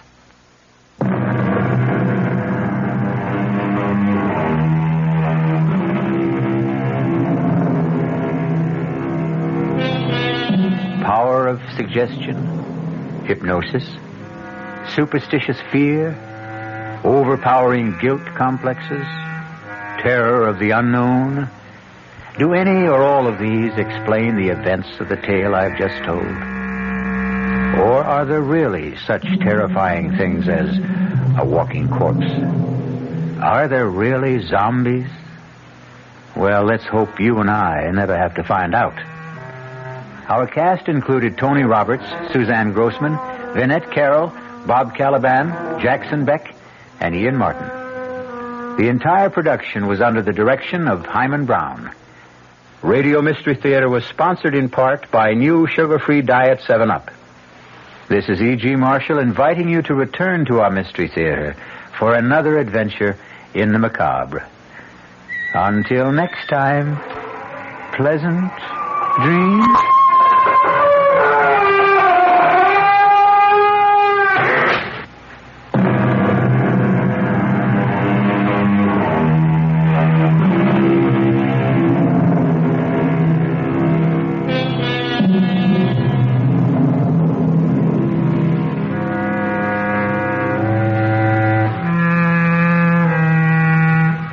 WR Mystery Theater has been brought to you by ShopRite Supermarkets, where you get a lot more for a little less, and by Suburban Savings with offices throughout North Jersey. The preceding Mystery Theater program is furnished by the CBS Radio Network.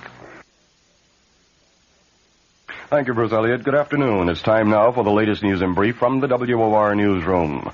President Nixon today rested at his mountain retreat in Camp David, Maryland, as the House Judiciary Committee prepared for the start of impeachment hearings. That panel is expected to begin assembling information on Tuesday in its quest to determine whether to bring charges against the chief executive. A survey by the Gallup organization says that the White House apparently gained little or nothing in the way of public support by releasing transcripts of Watergate tape recordings. The Gallup poll says 700 persons were questioned after that release. And the finding was that 17% had a higher opinion of Mr. Nixon because the transcripts were made public, but 42% said they had a lower opinion of him. A prominent Democratic senator, Henry Jackson of Washington, hammers away at the Nixon administration's economic policies. That story from WOR's Bob Brady. Senator Jackson put his own label on the economic policies of the Nixon administration. He called it elephant economics. Jackson, a potential candidate for the Democratic nomination for president, says there's no better symbol to represent the slow and sluggish economic state of the nation. Everything that is going up should be going down. Everything that's going down should be going up. We have our interest rates at the highest rate in history, with no end in sight, and with the only remedy for all of this is to put the economy of the United States into a major recession that'll hurt everyone. Jackson says the working man has taken an economic beating because the Nixon administration has been made ineffective by the loss of confidence in government as a result of the Watergate crisis. For WOR News, Bob Brady reporting from the Hotel Commodore. The senator is in Manhattan to speak before a meeting of the League for Industrial Democracy.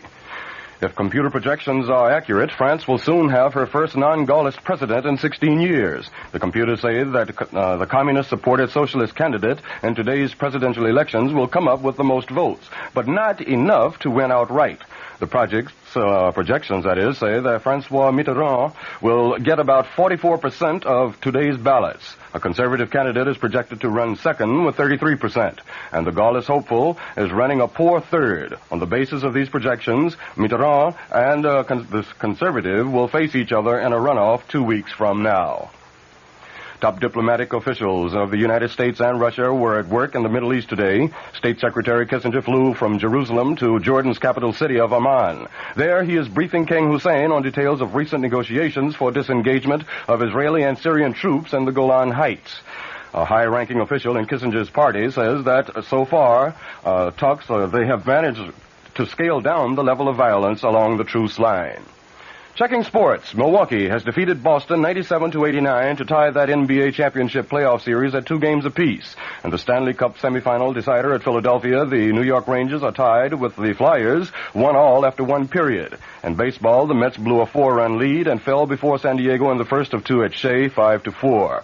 In the second game, the Mets lead the Padres 2-0 in the 5th inning. In Kansas City, the Yankees trail the Royals in the 8th inning, 4-2. And we'll have the latest weather after this.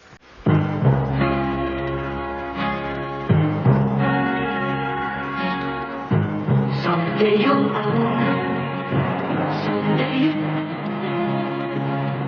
sooner or later you'll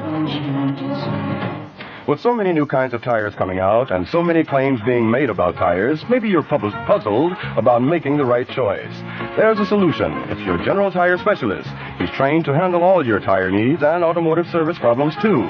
So if you need new tires, he'll be glad to spend a few minutes explaining which General Tire is the best for you, your driving, and your budget. Your General Tire specialist is just one reason why, sooner or later, you'll own Generals. Look him up in the Yellow Pages today. Sooner or later you'll own Generals.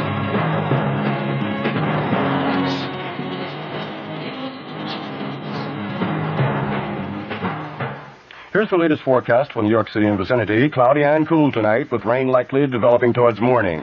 The low tonight in the mid-40s. Tomorrow will bring periods of rain into tomorrow night. The high in the mid-50s tomorrow, the low tomorrow night in the mid-40s. Under cloudy skies in mid-Manhattan, the temperature 52 degrees, humidity 38%, barometric pressure 30.02 inches and falling. The winds are out of the south at 9 miles per hour. That's the latest news. I'm Bert Wilson. This is WOR New York.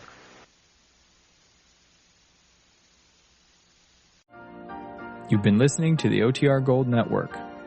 Find more classic radio at otrgold.com.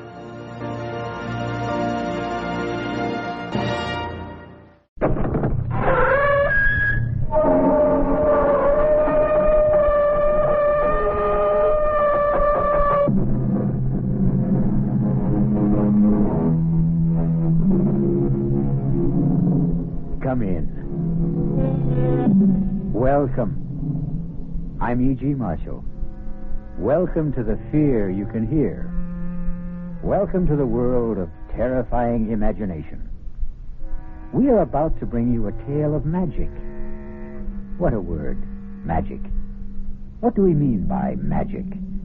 What are we thinking when we say something is magical?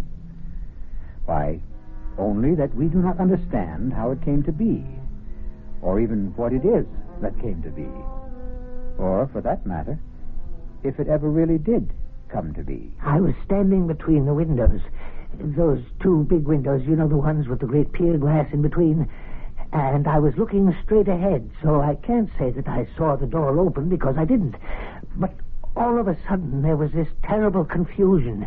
Men jumping from their chairs, some looking frightened half out of their wits, others with expressions of joy and anticipation, some of them crying out.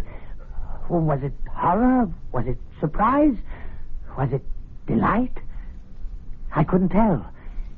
It was all mixed up.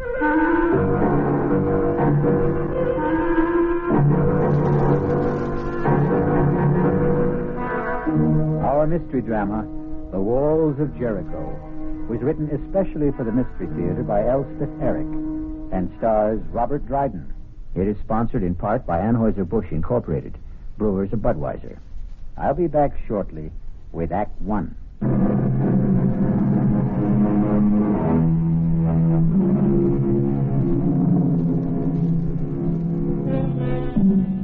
Anything can have magic.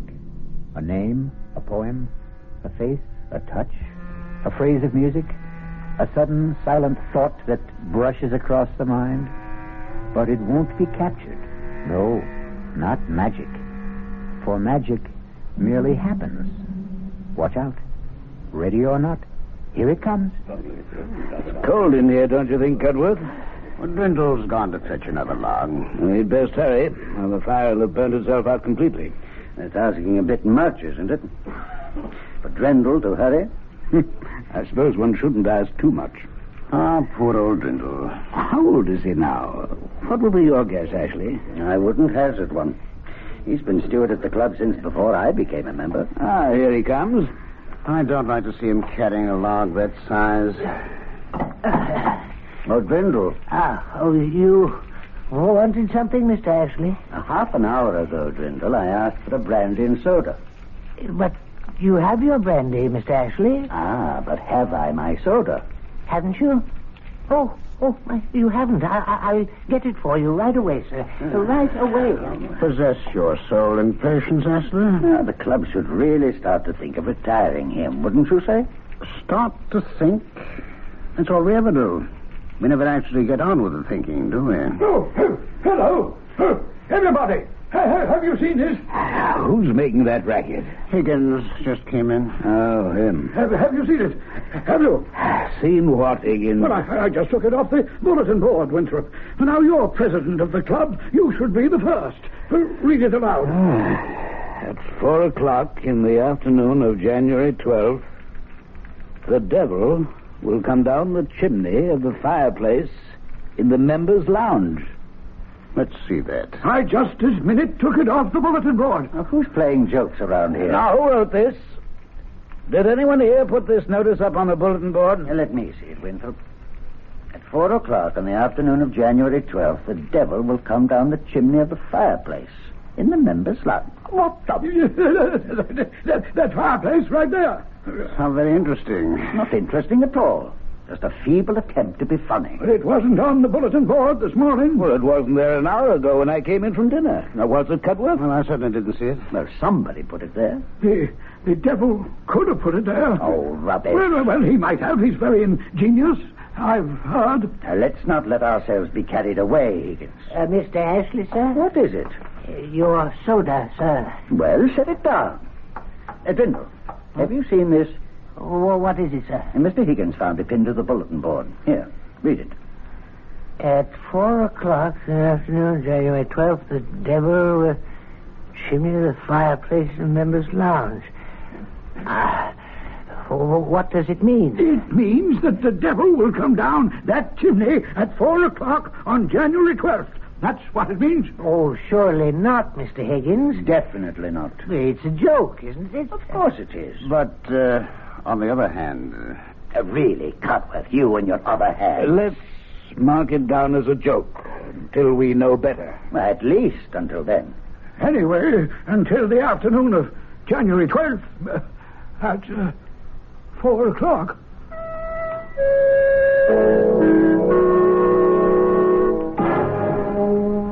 Fools. Halfwits. Come to the table. Boobies, every one of them. Now, your oatmeal will get cold. Those clods. Don't blame me if it's spoiled. I bamboozled them like the bunch of noodles they are. Anytime you'd care to state what you're talking about, I'm all ears, as the saying goes. Meantime, come sit down. The esteemed high and mighty members of the Ralph Waldo Emerson Gentlemen's Club, from the president, the exalted Mr. Amos Winthrop on down. Oh, them. Imbeciles. Now, you didn't go making trouble, did you? That remains to be seen. Because they're just waiting for an excuse to give you the sack. You're not so young anymore. I know that, Martha. And not always strictly teetotal on the job, I suspect. I'm never drunk. Well, a man needs to be a little elevated to spend 10 hours a day with those Back Bay snobs, but I flim-flammed them. Now, look here, Timothy Drindle. Don't you go doing anything to raise the hackles on those gentlemen. Nincompoops. Because if they should give you the old heave-ho, you know where you'd wind up, don't you? Right here at home with me, and I won't have that. They're not about to fire me, not right away. As a matter of fact, it's I who may have lighted a small fire under them. And they should be starting to feel the heat of it soon now. Very soon. Timothy, what have you done? Oh, nothing very much. I only posted a notice on the bulletin board, that's all. What kind of a notice? A modest little notice stating that on January 12th at 4 o'clock in the afternoon, the devil would descend the chimney of the fireplace in the members' lounge. You said the devil? You should have seen the excitement, especially Mr. Higgins. Oh, he's such an emotional little man. You invoked the name of the devil? No, I did no such thing. You summoned up the devil? No, I played a joke on those superior snobs who've been taking me for a joke all these years. That's all I did. Oh, once you summon up the devil, Timothy, it's not so easy to send him back where he came from. Will you stop it, Martha? I only want to make them worry. Those fine gentlemen who've never had a care in the world since the day they were born. Worry? How? About what? Worry. Will he come down the chimney? Oh, they'll worry from now to the 12th of January, and I'll be there 10 hours a day to watch them worry. And if his satanic majesty does come down the chimney, what then? Oh, he won't. He won't. I wrote the notice myself, and old Beelzebub didn't dictate it either, if that's what you're thinking. No, I'm thinking you've started something, Timothy, that he won't be able to stop.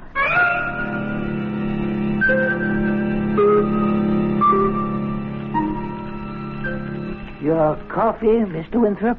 Oh, thank you, Drindle. That's quite a fire you've got going there. I always try to keep up a good, smart blaze, sir. Nothing special about this particular fire, Drindle? No, sir. It's January 12th, Drindle, and precisely 3 minutes before 4 in the afternoon. Is it indeed, sir? Oh, come off it, Drindle. Surely you're not indifferent to the heralded appearance of the Prince of Darkness down the chimney? Well, it's really no concern of mine, Mr. Winthrop. No, the membership doesn't share your aplomb, Drindle. Lounges filled to overflowing. Oh, so it is, sir, and I'd best stir myself. Other gentlemen will be wanting coffee. Bring me a brandy, Drindle, if you have the time. All the time in the world, Mr. Higgins. Old Drindle's the only cool character in the room. Even Ashley, who thinks this whole thing's nonsense, Ashley doesn't even believe the devil exists, for goodness sakes. Well, he's still been sitting on that little hassock by the fireplace since noon. I tried to get him to lunch with me, but he wouldn't budge. Oh, suspects a trick, no doubt. What do you? Well, it is possible, I suppose. But, who'd want to play a trick like that? I mean, even if someone wanted to, how'd he go about it? Now suppose something, or someone, descends that chimney at 4 o'clock, as I am firmly persuaded he will. Who or what could do that? There's a great roaring fire going. Eldrin will sort of that. Well, suppose someone with a perverse sense of humor should toss a dummy down the chimney. We'd find it afterwards. Well, none of it was reduced to ashes. But something would remain. It couldn't all burn up. Am I right? Well, ask Cudworth. He's the brainy one. Gentlemen, all prepared for the big moment? Hello, Cudworth. Only the devil himself could survive a trip down that chimney. Am I right, Cudworth? I'd say so, yes. It's nearly time. Nervous? Well, I don't know what to think. I mean, I don't know what to expect. The whole thing is nerve-wracking. Positively devastating. It's time. What's that? It's him. It's him. The devil himself. He's there. See him? There he is. There is certainly something there. Someone. Oh, it's the devil. It's old Harry. The devil. Is it really the fiend? Look at him. Standing in the flames. He's laughing. Is he really laughing? Oh, that old serpent. Look at him. He's gone. No, he's not. He's still there. In the flames. Laughing in the flames. He's... Well, now he's gone. Well, that was quite an experience. Yes, it was. Oh, it was the most wonderful thing that's ever happened to me in my entire life. Oh, really extraordinary. Well, now, are you all satisfied? What do you mean by that, Ashley? His Satanic Majesty failed to put in an appearance. Of course he put in an appearance. You didn't see him? Don't tell me you did. Of course we did. He was all in black, head to foot. No, he was dressed in red. Black and red, I thought. Well, he had red hair. You couldn't see his hair. He wore a cap. I saw his hair. It was sort of waving in the flames of a draft or something, but it never caught on fire. I distinctly remember noticing that. He wore a cap. You couldn't see his hair, and his mustache was black. No cap. A cap and a big black cape. He kept his cape around him all the time he was standing there. Yes, but the cape was red, a very bright red. Now listen to yourselves. Listen, will you? You all saw him. You all say you did. But each of you saw something different. Huh? Red cape, black and red cape. Why, it's ludicrous. It is not ludicrous at all. We were all overexcited, all worked up over this thing, and maybe our accuracy, our powers of observation were impaired. That's possible. Except I know he wore a big black cape. Beg pardon, Mr. Higgins? Yeah, don't bother me now, Brindle. Your brandy, sir. Brindle, settle this argument for us, will you? What was the devil wearing? The devil, sir? What was he wearing when he came down the chimney? I wouldn't know, sir. I was not in the lounge. I was fetching Mr. Higgins' brandy. Did the devil make an appearance, sir?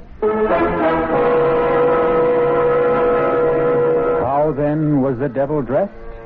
Oh, he was in his Sunday best. His coat was red and his breeches blue. And there was a hole where his tail came through. Those charming lines were written by Mr. Robert Southey at the turn of the century. But not our century. No, 100 years before.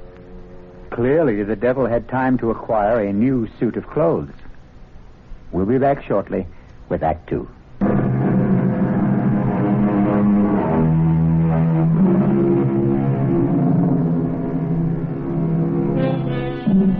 Did the devil indeed descend the chimney of the Ralph Waldo Emerson Club in the afternoon of January 12th and stand laughing in the flames? There isn't complete agreement among the club members even now, more than a month later. Cudworth, I have to talk to you. Sit down, Winthrop. Have you seen it? I've seen it. It wouldn't do any good to take it down from the bulletin board, I suppose. Well, half the membership's already seen it and told the other half. Lightning strikes again. I never dreamed it would, did you?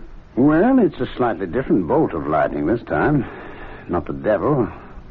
The White Goddess, I believe the notice said. I copied it down.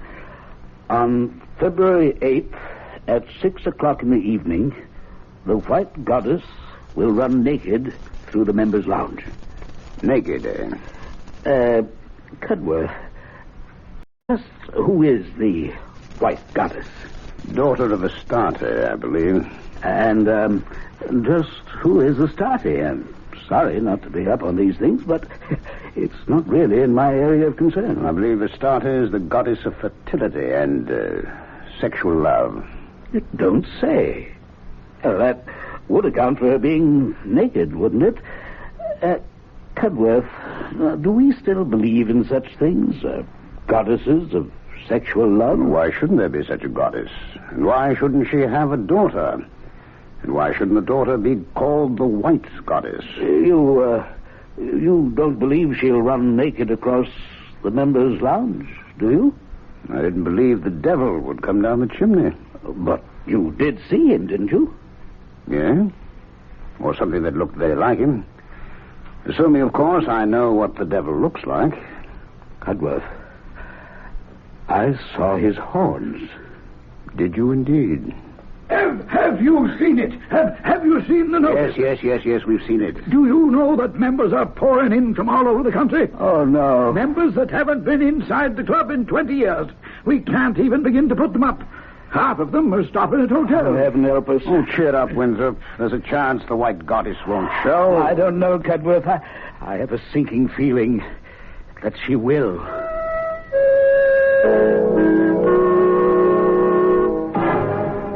There isn't an empty hotel room in the whole of Boston. Why are you doing this, Timothy? What are you getting out of it? I'm getting something off my own back, that's what. I'll never understand you. Well, you haven't up to now, that's for sure. Playing jokes on people at your age. It's no joke. Well, I don't know what else you could call it. It's a plot. A plot to make them squirm, those fine gentlemen with their fancy ways. Why should they go through their entire lives without knowing a moment's uncertainty or a pang of anxiety? They're always so damn sure of themselves. Well, they're not sure any longer.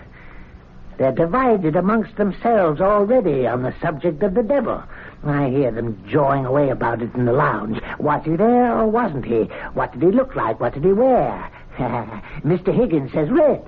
Mr. Winthrop says red and black. Mr. Cudworth says nothing at all, just looks wise. And Mr. Ashley says the devil never came down the chimney at all, so they're every last one of them crazy. I tell you, that chatter in their argument was driving me right up the wall. But I put a stop to it, all right. And just how did you manage to do that? By putting up the notice about the White Goddess. That's how. Now they're all talking about her. And when is this White Goddess making her debut? 6 o'clock tonight. And is she coming down the chimney? No, as the notice says, on February 8th at 6 o'clock in the evening, the White Goddess will run naked through the members' lounge. Where will she come from? How should I know? I only wrote the notice. But I think it would be nice if she came in through the main door and went out through a window.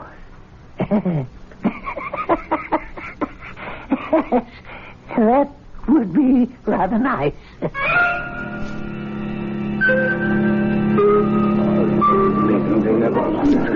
And the room is filling up. It's amazing. Oh, I don't know.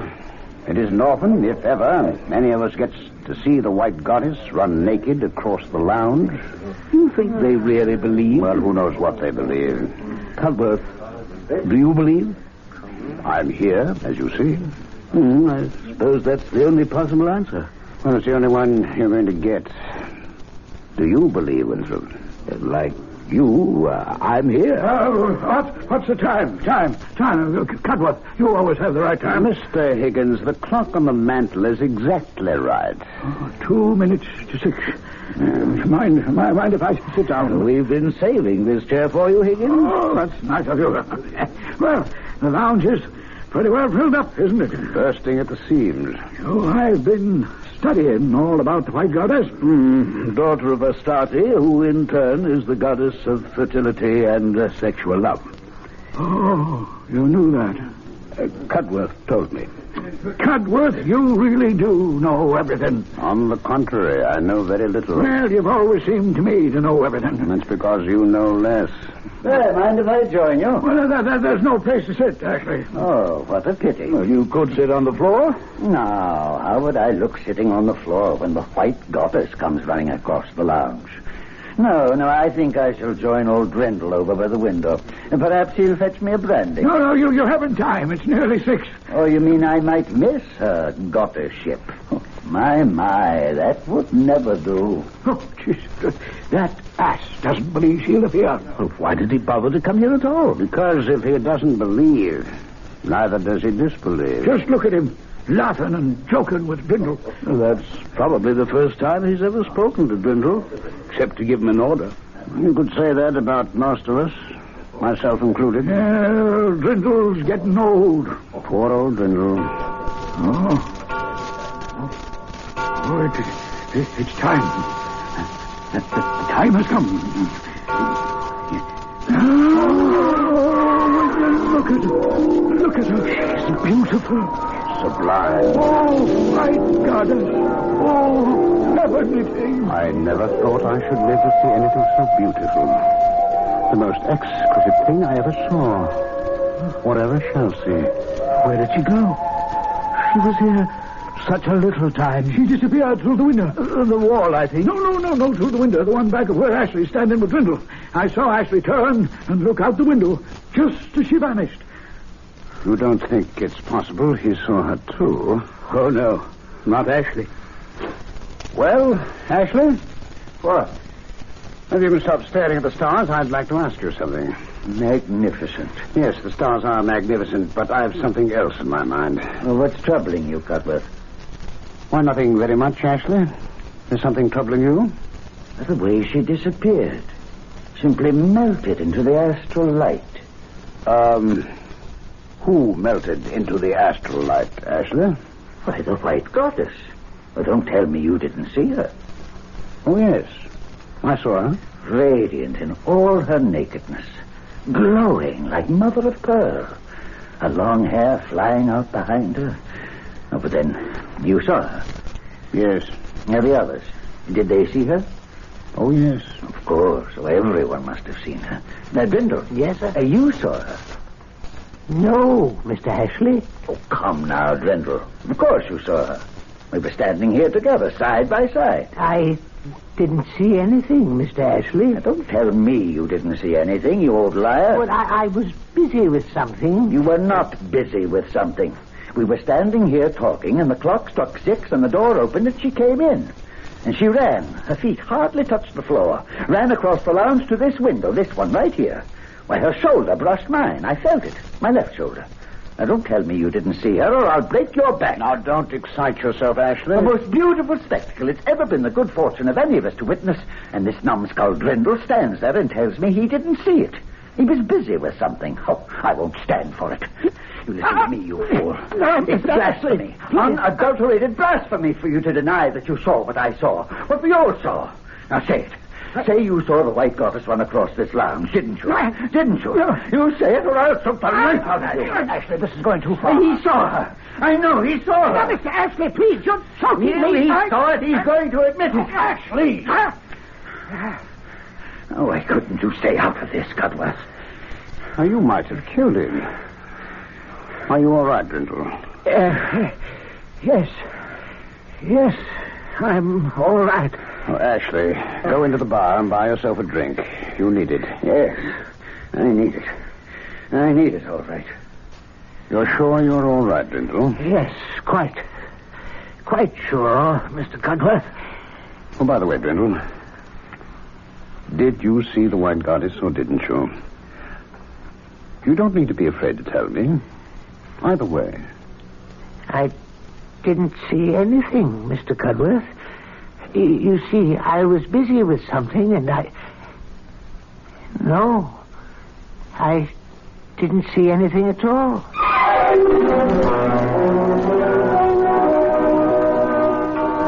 Well, I think I must be getting on home.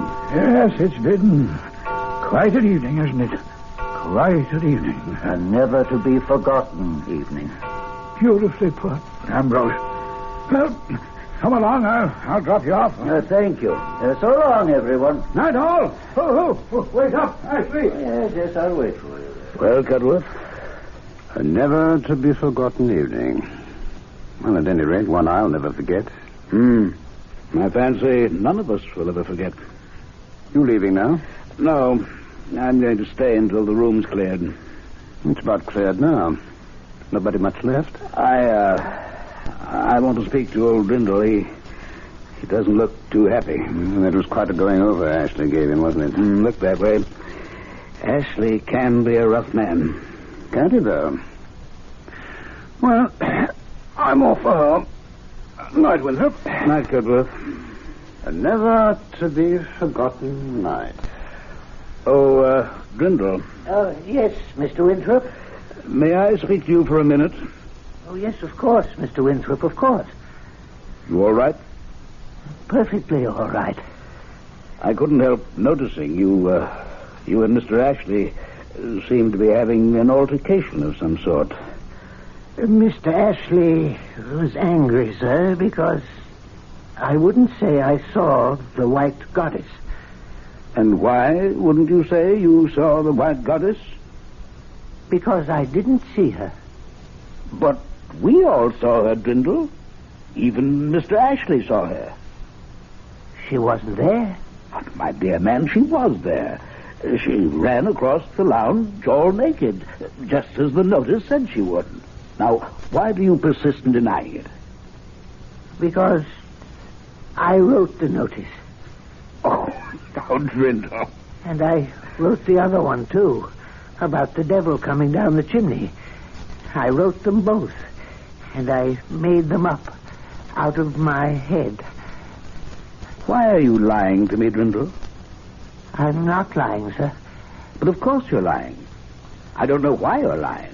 Perhaps to make yourself important in our eyes. I am not lying. But we all saw her, Brindle. It was the most exquisite moment of our lives. We saw her. Therefore, you're lying.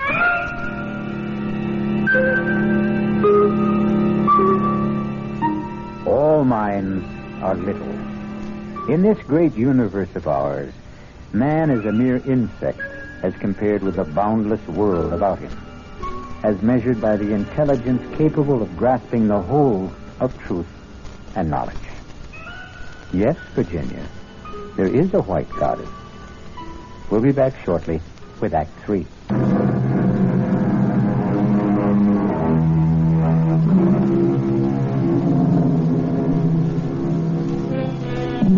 Have you read your Shakespeare lately? If you have, you'll remember Hamlet's observation to his friend. There are more things in heaven and earth, Horatio, than are dreamt of in your philosophy. If you haven't read your Shakespeare, now for the third act of The Walls of Jericho. Come eat your breakfast, Timothy. It's on the table. It's ridiculous. It's absolutely absurd. They're trying to ruin me. Oh, he's off again. I never even turned around when I heard them whispering behind my back. Drindle's getting on. Poor Drindle. Drindle's had a drop too much. That part's true, all right. But when they call me a liar, and to my face, I don't have to take that. Who called you a liar? Mr. Amos Winthrop, the president of the club, the highest mucky-muck of all the high mucky-mucks, that's who. Well, what kind of a lie did you tell him? No lie. I told him no lie. I told him the God's own truth. That I had written those notices and put them up on the bulletin board. The one about the devil coming down the chimney and the one about the White Goddess running naked across the lounge as well. Why wouldn't he believe you? Because he's a fool. The biggest fool in a pack of fools. I said, why wouldn't he believe you? He says he saw the devil, saw him come down the chimney and stand in the flames, and that most of the others saw him too. All but Mr. Ashley and a few other disbelievers. Oh, you should never have invoked the devil. I told you that at the time. But even Mr. Ashley is saying that he saw the white goddess run across the lounge. Radiant in her nakedness, he says, glowing like mother of pearl. Imagine Mr. Ashley talking like that. He says she brushed up against him, against his shoulder, and then went out through the window and melted into the astral light. Mr. Ashley, of all people. Maybe it happened. How could it have happened when I made it all up? Well, come eat your breakfast. No, I can't. I'm too upset. You're more upset than they are. Those fine gentlemen you were going to teach a lesson. Oh, don't you worry. I'll fix them. I'll put up another notice. Oh, now, Timothy, don't start up again. Only this time I'll make it so crazy, so outlandish, they'll see that it's only a joke. They won't be able to help themselves. Yeah, now, let's see. Where's a pen? And a piece of paper. Now, what shall I... I need to get them excited, all worked up, waiting for something, and then the let down when it doesn't happen. That's what I'm after. Yes, I've got it. On March the 2nd at 5 o'clock, you see, they'll all be having drinks in the lounge about that time. At 5 o'clock, a leopard will enter... No, not a leopard. A tiger will enter the members' lounge. How's that? As long as you don't make it the devil. No, better yet. 3 tigers will enter the members' lounge. No, I don't like enter. It's too sedate sounding, too tame. I will come through the windows. We'll crash through the windows. That's good. Crash through the windows of the members' lounge. There. That should put Mr. Winthrop in his place. Somehow, Timothy, I don't think you were born to put Mr. Winthrop in his place. That's where you're wrong, Martha. It's precisely what I was born for, and this'll do it. Wait a minute. I thought of something else. What now? Listen to this. On March the 2nd at 5 o'clock, 3 tigers will crash through the windows of the members' lounge, one of them carrying a chicken in his mouth. Oh. Yeah. How's that, Martha? Huh? How's that? Oh, that's perfect.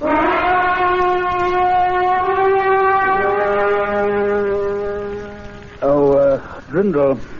Mr. Winthrop, yes, sir? Stir up that fire, will you? Yes, sir. That's fine. Would you like another log, sir? No, that'll do it, I think. Weather's letting up a bit. Yes, it seems to be.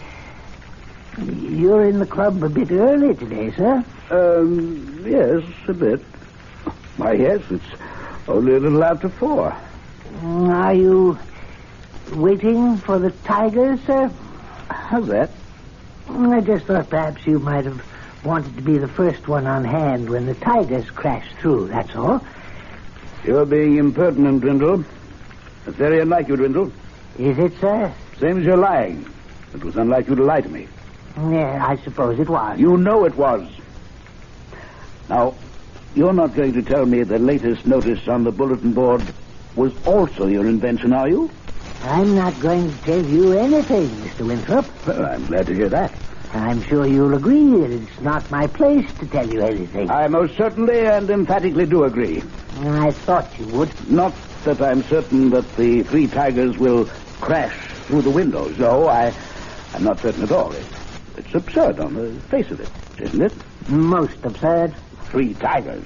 Well, now. Perfectly ridiculous. And one with a chicken in his mouth. It's laughable. Well, don't laugh. Because it just may happen. Precisely as the notice predicts. We simply do not know.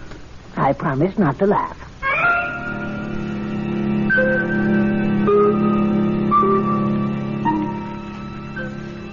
Nervous, Cudworth? A few flutters. It's the uncertainty, of course. I've been here since 4 o'clock. Can you imagine that? I had a hard time staying away myself. I had a few sharp words earlier with Dwindle. Sorry to say. The old man's getting very independent, very opinionated. Where is he? He's usually around taking drink orders by now. He's standing over there by the main door looking very superior. We really have to retire that fellow, Cudworth. Winthrop! Cudworth, do you realize people are standing outside on the sidewalk? This isn't a club matter anymore. It's spread all over the city. Oh, I can't say I care for that. It looks like hundreds of people. I tried to get Ashley to be with us for the great event, but he insists on his post by the window. Ashley by the window, old Drindle by the main door. Well, we're well covered. We should be quiet. It's time. I don't think our conversation will either deter or encourage the tigers. Yes, but all the same, you quiet.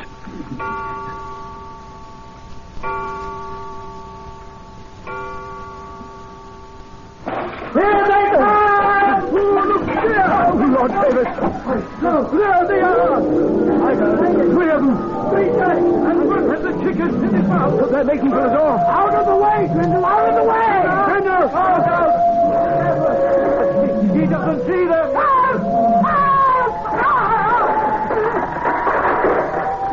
Cudworth, did they... Is he... Don't look, Winthrop. Better not look. Is Grindle to the tigers getting? I don't know. Well, here's Ashley. Maybe he knows something. Ashley, what happened? Old Drindle's dead. Oh, no. How did it happen? Heart attack, apparently. Not the tigers. There isn't a scratch on him. They simply jumped over him, knocked down the big door, and disappeared. Old Drindle never believed in the tigers. Oh, is it conceivable he didn't see them? Oh, he saw them all right. Well, how can you be sure? Well, don't you remember, just before the tigers reached the door, he called for help. He saw them. He called for help. And he died. Of fright, do you think? Can you think of anything more frightening than the sight of something you never believed in coming to get you?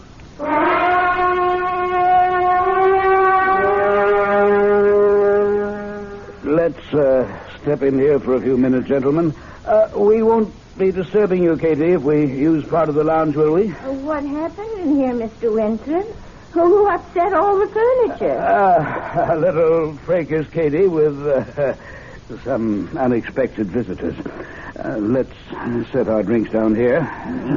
Pull up chairs, everybody. There's a few that weren't overturned. Well, we'll have a new steward tomorrow. They're promoting someone from the dining room. You never hold a candle to Drindle, no matter who he is. Drindle was a good man. If you gentlemen are going to be using this room, I can clear out and come back later. Now, you go right ahead with your cleaning, Katie, if you don't mind sweeping around us. That's all right with me. There certainly isn't that. Gentlemen, I asked you to meet with me here because I have a confession to make. And I'm sorry I didn't tell you before, but... Well, I didn't. But now I must. After the incident of the White Goddess, gentlemen, Brindle told me that he himself had posted those notices on the bulletin board. Brindle? The one about the devil? And the White Goddess? That one, too? I didn't believe him. After all, we saw the devil, most of us, and we all saw the White Goddess. And to believe Drindle would be to admit that he had the power to summon them up. What about the three tigers? One with a chicken in his mouth? We saw them too. And in all probability, so did Drindle. And the sight killed him. Is it possible that a man like Drindle had the power to invoke such things? Well, I must now concede that he did. There I must take issue with you, Winthrop. Drindle only put up the notices. The power lay within us, the membership. I, for one, claim no such power. You, for one, have no such power, Ashley. Nor have I. Nor has Winthrop or Higgins or any member of the club separately or consciously. But unconsciously and collectively, the power is ours. Together and without knowing it, we can do such astounding things. Together and without knowing it, we are constantly doing astounding things, are we not? And always have. Both for good and for evil. I call your attention to the biblical story of the Battle of Jericho. We all know that stone walls cannot be shattered by a band of men marching round them, a final blast of trumpets and a great shout. We know that. And yet it happened. The walls of Jericho fell. Why did they? Consider the circumstances. The Israelites outside the fortress city, the eagerness, the expectancy, and above all, the desire and the belief. Consider the steady tramp of marching feet. Consider the narrowed concentration of the marchers. No man divided in his mind, and no mind divided from the mind of any other man. Consider the psychic pressure created by such a congregation. Mass hallucination. It was no hallucination that Jericho fell to Joshua. No. I should call it mass projection. And that's what happened here? To us? We, all of us, acting in concert, projected these apparitions by the sheer force of our unconscious minds. Then we weren't wrong. We really saw them. The devil, the white goddess, the 3 tigers, one with a chicken in his mouth. We really saw them, even as the walls of Jericho really fell. I beg your pardon, sir. What is it, Katie? Look what I swept up over by the main door, sir. If I am not mistaken, they're chicken feathers. What's been going on here, sir? And so ends our tale of magic. A magician performs his tricks. We are delighted and applaud because we cannot comprehend how he did them. But what if the magician himself cannot comprehend? I'll be back shortly.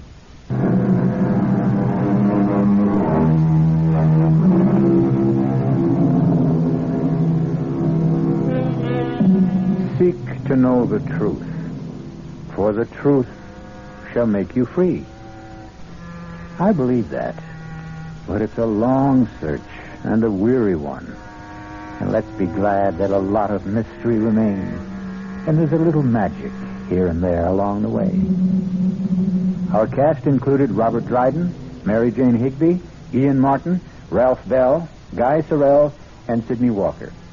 The entire production was under the direction of Himan Brown.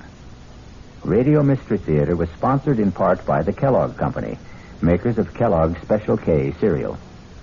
This is E.G. Marshall inviting you to return to our Mystery Theater for another adventure in the macabre. Until next time, pleasant dreams.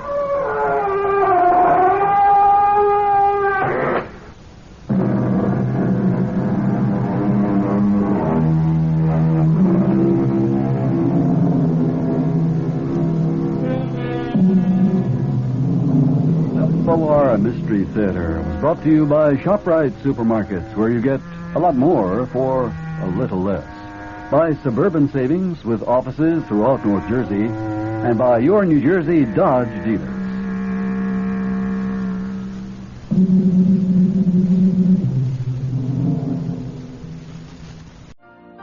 You've been listening to the OTR Gold Network. Find more classic radio at otrgold.com.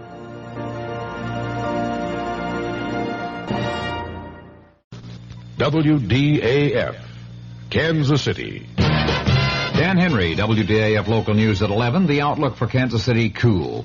One party was fatally shot tonight in the armed robbery of a service station at 21st and Indiana in Kansas City, Missouri. Kansas City detectives are investigating and withholding the name of the victim pending notification of next of kin. Preliminary reports indicate there may have been no money taken in the hold-up attempt.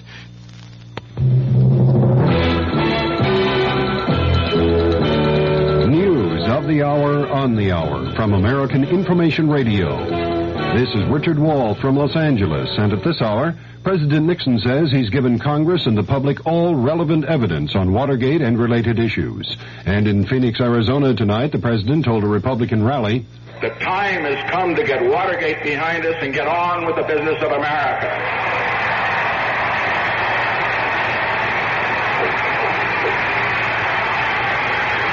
The time has come for the President and the Congress to devote their full attention to what you, the people of Arizona and America, think are of your great concerns. President Nixon was warmly received by the GOP crowd. In a broadcast taped in Phoenix earlier, Democratic Congressman Morris Udall of Arizona criticized the White House for sending transcripts rather than tapes to the House impeachment inquiry. That either the President has committed impeachable offenses and should be tried and removed from office, or he hasn't. And every day that goes by without delivery of all the evidence to Congress and to the special prosecutor drags this process out and hurts this country. Congressman Udall is the featured speaker at the Democrats' counter rally in Phoenix tonight. The vice president on the transcript, that story coming up. Paper's full of those women again. They say they don't have equal opportunity. Ridiculous. I don't know, Bob. I'm beginning to see they may have something there. What do you mean? Your daughter Mary Jean's doing all right, isn't she? Oh, yeah, just great. She's finishing college with almost a straight A average. Cost me $15,000. Hey, she wants a job in publishing. Can I send her to see you? Sure. Always glad to have a bright, pretty girl like Mary Jean around. We'll start her in the typing pool. Typing pool? Good college, great grades, and a $15,000 diploma so she can be a typist? If she were a young man, would you say the same thing? Let's stop neglecting one of the greatest untapped resources we have, the young women of our country. They deserve the same breaks as young male graduates who often move into executive training jobs straight out of college. Stereotyping women constantly as office workers only is just not fair. Woman power, it's much too good to waste. This message sponsored by the Now Legal Defense and Education Fund. Vice President Gerald Ford has outlined his impressions of the transcripts released in answer to the House Judiciary Committee subpoena for tapes for the impeachment investigation. Correspondent Bill Zimmerman reports from Myrtle Beach, South Carolina. The Vice President told a news conference here in Myrtle Beach, South Carolina, that he has been disappointed at some of the talk and harsh language indicated by the edited White House transcripts. Said Ford, you can't help but be a little disappointed in what you've seen and read. But overall, the Vice President said he still believes President Nixon is innocent of Watergate and its cover-up. Bill Zimmerman, ABC News, with the Vice President in Myrtle Beach, South Carolina. State tax officials in Sacramento say President Nixon has paid more than $5,000 in back taxes, interest, and penalties here in California. Senator Edward Kennedy says he disagrees with critics who say President Nixon might give away too much on nuclear arms limitation with the Soviets to draw attention from Watergate. Kennedy says the president should make a Moscow trip this summer. U.S. officials with Secretary of State Henry Kissinger in Damascus say there was some progress toward a disengagement agreement with Israel in Kissinger's talks with Syrian President Hafez Assad. But Reuters quotes sources in Damascus as saying there was no agreement by Assad and Kissinger on any point. In San Francisco, the FBI says it's believed that Patricia Hearst stayed in the Symbionese Liberation Army apartment raided last night. The FBI says the SLA apparently pulled out of the apartment about a week ago. 3 men have been arraigned in San Francisco on murder charges in the zebra killings. 4 others arrested in the zebra case were released for lack of evidence. Atomic Energy Commission officials say a cloud of radioactive gas has drifted off the South Carolina coast. The tritium gas was accidentally released from the AEC Savannah River plant. This is Information Radio News. From the Kurt Murray Sports Desk, the Kansas City Royals will be hosting the Yankees tomorrow and Sunday. Pistol Pete Maravich has signed with the NBA's new franchise in New Orleans. Kansas City's Tommy Watson is tied with Bruce Crampton in third place in the Byron Nelson Golf Classic in Dallas after the second round. And 23 horses are set to run tomorrow in the largest field yet in the Kentucky Derby.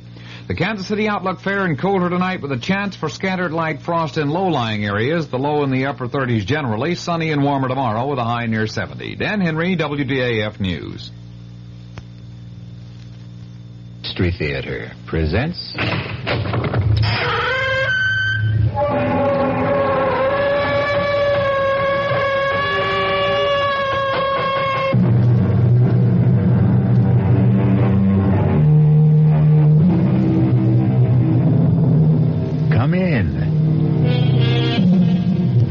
Welcome. I'm E.G. Marshall. Welcome to another hour of mystery and suspense, to a terrifying battle of wits. Our play poses a dilemma you have never faced, or are likely to face in your lifetime. Whether to commit the murder in your heart when your mind tells you to restrain yourself. Listen to what happened to one man, Thomas Drake, who did face that dilemma, and what he did about it. Professor Mallory, if you're a friend of Emery's, you've got to tell him to stay away from my wife. Really now, Drake, I don't like to interfere in the personal life of faculty. You must. You must tell him, or I won't be responsible. I don't want to kill him, but I don't trust myself. Come now, Drake. Sensible people don't solve their marital problems like that. With murder.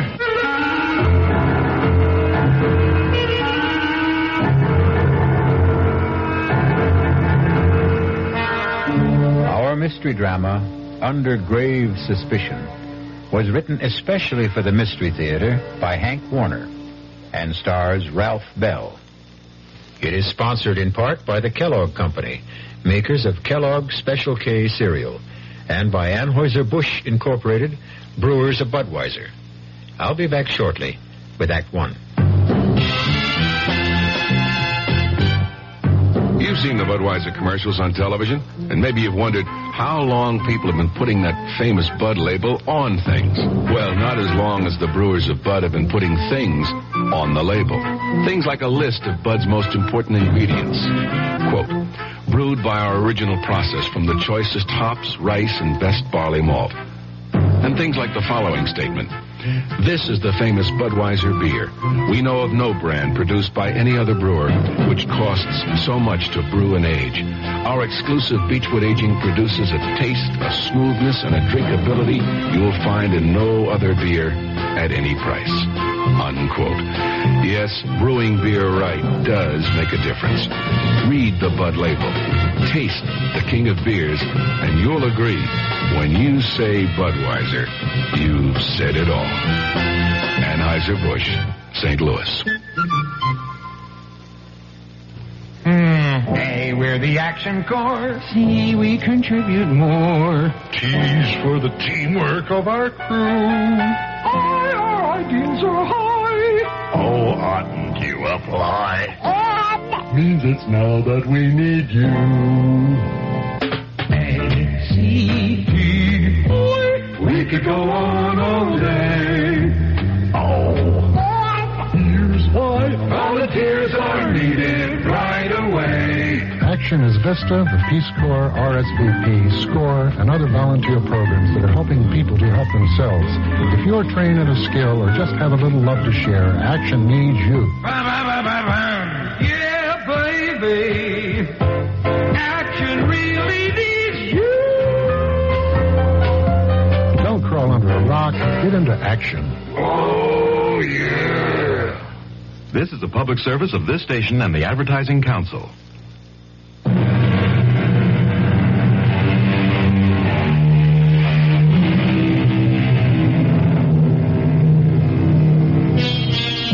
Have you ever returned home late one night and listened in the still darkness, tense and trembling, hoping and praying that you would not hear the whispered passions of your wife and a stranger, fearful that you would not control a blinding fury to kill? That man getting out of the car on that dark dead-end road on the windswept bluff overlooking the desolate Long Island Sound beach, hurrying by cloud-veiled moonlight down the winding footpath through the scrub pines and brush to his isolated cottage, is Thomas Drake. Despondent, depressed. I should have telephoned, given us some warning that I'd be home a night earlier. But deep down I had the feeling that I still couldn't trust her. And I had to find out. I hurried towards the cottage, wondering why there were no lights on, wondering whether she was asleep alone or with. I walked around from the back of the house, across the gravel mound, toward the waterside porch steps, not caring whether the crunch of my footsteps could be heard inside.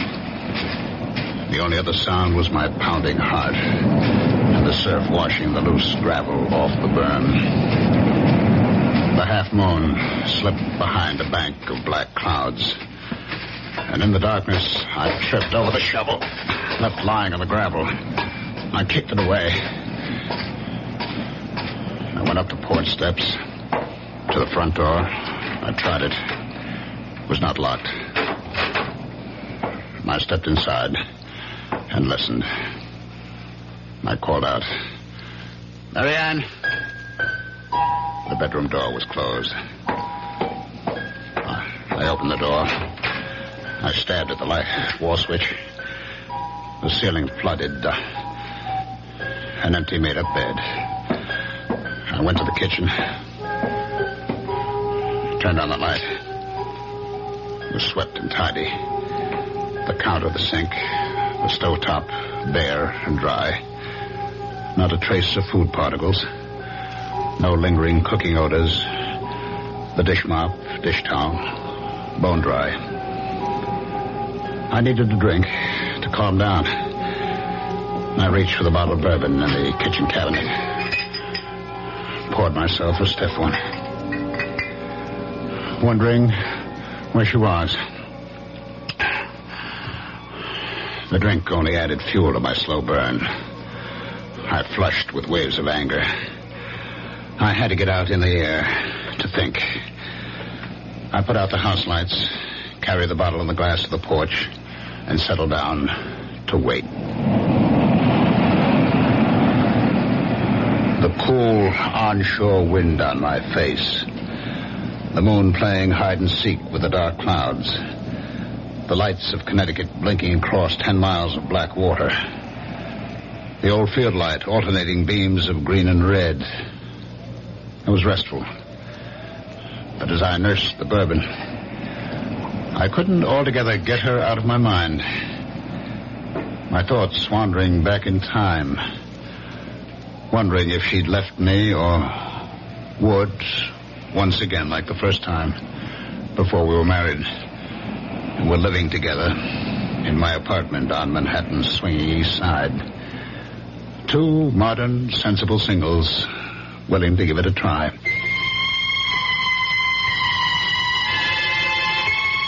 I had a job then. Good job. I was a vice president with electronics engineering. I got home that night. It was Friday night, about 8 o'clock. And as I let myself in... Yes, dear. I heard her talking on the phone. Come on up, Jack. Oh, ask the doorman to hold a cab. He just got home. Oh, who was that, Jack Harrison? Of course. Who else? You know, I'm getting tired of his hanging around. Why did you tell him to stop calling you? He didn't. I called him. You look so surprised, Thomas. You don't have the time anymore for anything but dear old electronics engineering. You did phone me you wouldn't be home for dinner, so I called him. There's a movie I want to see. That's the third time this week. Oh, I didn't know you were counting, darling.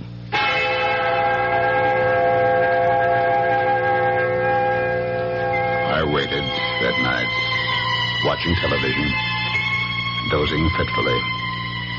My mind going back to the smiles and looks they had exchanged as they left. I could see them after the movies going to the Purple Camellia for nightcaps and the wild rock of the panting cougars. And then senses-stimulated bodies pulsating with savage beats to spend the night with him.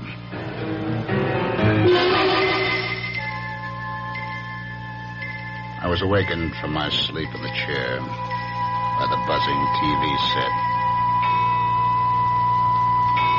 It was 4 o'clock. I fought off the idea of phoning her at Harrison's apartment. I had no one but myself to blame. We had agreed, like two sensible moderns, that there'd be no strings, that we'd be free to live our own lives. And for the first time, I admitted to myself I didn't want that freedom. By 10 o'clock that morning, I couldn't stand it. I phoned Harrison's apartment. There was no answer. I went down to the lobby reception desk to get the mail. It hadn't arrived yet. But the clerk handed me an unstamped envelope. My name and apartment number on it, in Mary Ann's handwriting. I tore it open. Dear Tom, I'm sorry. I think it would be best for both of us to call it quits. I'm going away. There was no date on the plain white notepaper. No imprint of name and address, no forwarding address. Just signed, Mary Ann. I refused to believe it. I hurried right back up to the apartment, to her bedroom closet. Her clothes were gone. I got through the day somehow, in a daze. But the next day, when I went out to get the Sunday paper and returned to the apartment, there she was, unpacking. I changed my mind. Let's have a drink. Want to tell me? There's not much to tell. He told me he has a wife, 3 children in Connecticut, that she won't let him go, so he couldn't marry me. Marry you? You want to get married?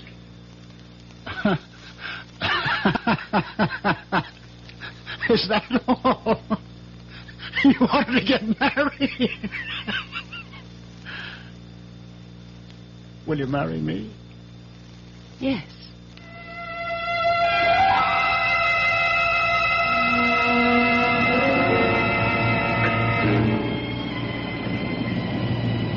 Now, here I am, waiting once again.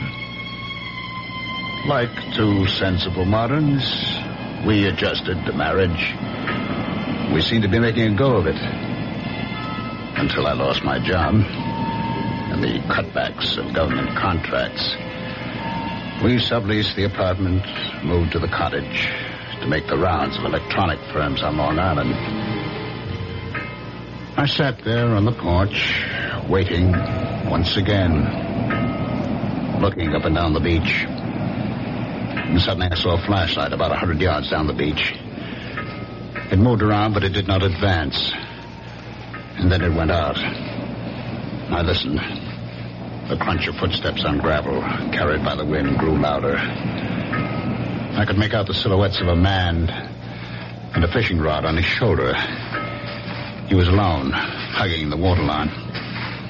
As he came abreast, I called out, any luck? It was Professor Mallory of the State University Marine Laboratory at nearby Flax Pond. Oh, not a thing. I was hoping to pick up a striper. Line got snarled and the reel too tangled to bother with tonight. Well, I'm just having a nightcap. Did you join me, Professor? Yeah, I could stand one short one. Getting a bit nippy. We talked. He sipped his whiskey. I don't know how many I had. He talked about projects at the Marine Lab, the need for more state funds for research on wetlands, water pollution, erosion. He knew I was trying to get relocated, had given me a letter to an executive at the Grumman plant. Hear anything from Grumman? No, not a thing. I've about exhausted the job possibilities on Long Island. I spent yesterday and today in New England. Well, thanks for the drink. I'm sure the job market will open up. Say hello to Mrs. Drake. Thanks again. Dr. Mallory. Yes? Would you do me a favor? Favor? Well, you're a friend of Emery, Richard Emery. I know you know him. But are you a friend of his? Well, he's one of several new young chaps doing postdoctorate work at the Marine Lab. It's a small group, and we're all more or less friendly. I mean, will he listen to you as a friend? Listen? Yes. Tell him to stay away from my wife. What? Emery? Your wife? That's right. Don't ask me how I know. Little things, I know. I come home tonight. She's not home. I know. Well, it's a rather personal matter. I don't feel I have the right to meddle in the personal affairs of a faculty member. If he doesn't, I'll kill him. Now, Drake, don't talk like that. Sensible people don't solve such problems like that. That's what I always thought, but now... Look, Drake, if you don't mind my giving you some advice, why don't you just get a divorce? Or a separation? You just tell Emery to stay away from her. You must tell her, Mallory. You must. I don't want to kill her, but I'm afraid. There'll be a breaking point. You tell him, Mallory, tell him. If you don't, you'll share the responsibility. Now, Tom, you're overwrought. You'll feel better in the morning. All right, I'll talk to Emery. Thanks. Good night, Tom.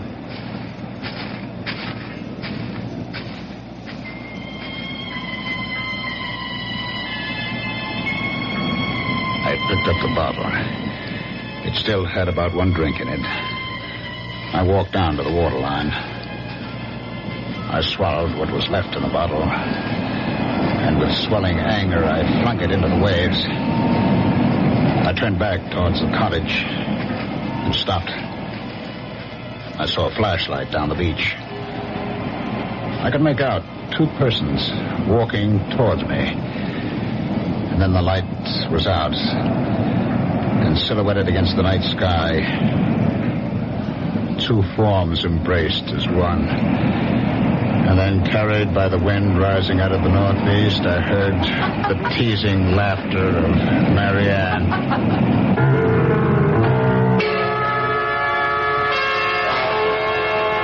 Well, there may be laughter in the wind, but for poor Tom, this is no time for levity. Wonder whether he knows that it's an ill wind and will blow him no good. I'll be back shortly with Act 2. Breakfast in the morning, Kellogg's has that wholesome taste to get you up and grinning. This is Jerry Coffer for Kellogg's Special K. You know, for years we've been talking about the Special K breakfast, a great way to start the day if you have a weight problem. You may have seen or heard our latest commercials, which symbolize the problem of being a few pounds overweight by using this ball and chain. That's the sound effect. But so many people have come to know the Special K breakfast that can help solve weight problems, they sometimes forget that Special K is America's favorite high-protein cereal. It has 8 essential vitamins and iron, and so delicious that lots of folks, kids as well as adults, eat Special K just for the sheer good taste of it. So we don't want you to think that you have to wear a ball and chain to eat Special K. All you need is an appreciation for the finer things of life, a 1-ounce bowl of Special K, 4 ounces of skim milk, tomato juice, coffee, and maybe a little sugar. The Special K breakfast can help you lose weight all by itself, but it really is a good start. Who knows how to help you solve your shopping problems? The Better Business Bureau knows. Wednesday, 10 o'clock. I'm back at the office working on the case when my secretary brings me the mail. Thanks, kid. The usual stuff. Then I see it.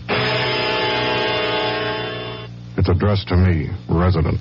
Inside, a fake rabbit's foot. The pitch, a $2 donation or send back the rabbit's foot. My problem, what to do about it. I'll help you with good advice from the Better Business Bureau. Oh, yeah? Spill it. If you receive unordered merchandise in the mail, you are under no obligation to return it or pay for it. Thanks, pal. You're okay. Just another consumer tip from your Better Business Bureau.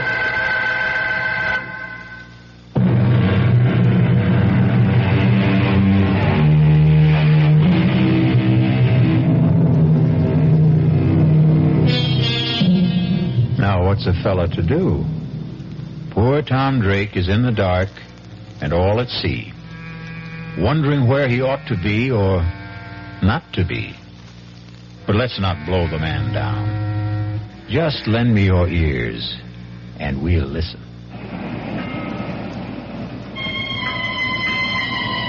Their embrace in the dark was brief. and they started walking towards the cottage without using the flashlight. For a split second, I thought of walking towards them for a showdown. But Mallory's promise to talk to Emery made me put aside the impulse. I ducked behind a line of boulders that formed a breakwater above a high water line. They stopped in front of the cottage. From behind the boulders, I watched and listened. That was a good hike. Yeah. Let's go inside. Oh, let's sit out here for a while. It's such a beautiful night. I'd like a cigarette. Okay. He sat down beside her, struck a match, cupped it in his hands and held it to the cigarette in her lips. In the glow from the match flame, her face flushed, her eyes dreamy with desire. I knew I would never give her up. I'm going out to Montauk next week. It's a long Monday holiday weekend. How about coming with me? I'd love to, but I'll have to figure out some excuse to be away. Figure out? Well, that shouldn't be any problem.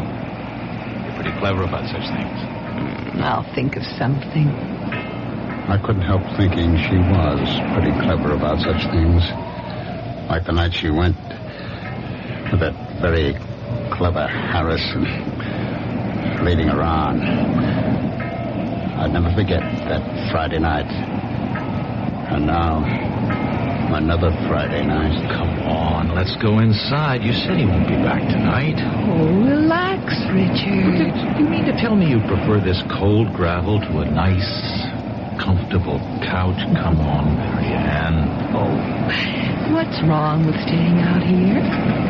Omar Khayyam was content with a jug of wine, a loaf of bread beneath a bough. Oh, not bad, not bad.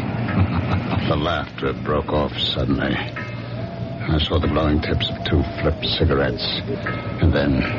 Kiss me, Richard. Oh, I'm crazy about you. Stop it! Stop it! Tom! What are you... Marianne, go inside. Go inside, I tell you. Now, wait a minute. Why? If you have anything to say, you can say it here in front of Richard. Go inside. Let go of my arm. Now, listen, you leave her alone. Let go of her. He broke my grip on her arm and pushed me away. His shove made me slip to my knees. I came up swinging at his face and missed. He pinned my arms from behind. Now, listen. What's the matter with you? Are you crazy? I broke out of his grip, stepped back from him, and fell across the shovel. I grabbed the handle, jumped up. No! And swung at Emery. Too late for me to stop the swing. No! As she rushed in between us, the sharp edge of the shovel hit her in the back of the head. Oh, my God. I stood there, holding the shovel, unable to move. My eyes fixed on her face as Emery knelt down over her with the flashlight. I watched her face and prayed she wouldn't die. I trembled with fear and anguish, telling myself this couldn't be. It was a nightmare. Emery turned the flashlight on me, studied my trembling lips, my glazed eyes fixed on Marianne. She's dead. I heard him, but didn't answer. I couldn't take my eyes off her. Drake, did you hear what I said? She's dead. You killed her. You better go in the house and call the police. I looked at him, puzzled. My mind, my eyes, my memory playing tricks on me, wondering who he was. Harrison? Jack Harrison? Mocking me the night he took her to the movie, telling me we'll be back. What's the matter with you, Drake? Don't you hear me? Call the police. I'll tell them. I'll say it was an accident. She tried to steal. I don't think you've heard a word I said. I'll call the police myself. Where are you going, Harrison? Call the... Who's Harrison? I'm Emery, Richard Emery. Drake. I'll be right back. Don't turn your back on me. What? He looked back as I swung the shovel, his mouth open, his eyes unbelieving. He went down. I hit him again. He was still lying on his face, I staggered, gasping for air, my head pounding, thousands of pinpoints of light exploding inside my head. I sank down on the steps of the porch, holding my head in my hands, trying to clear my head, groping to recall, understand what had happened to me, to them. Slowly, the horror of it all returned. Marianne was dead. I turned the other body face up. It was not Harrison. It was Emery.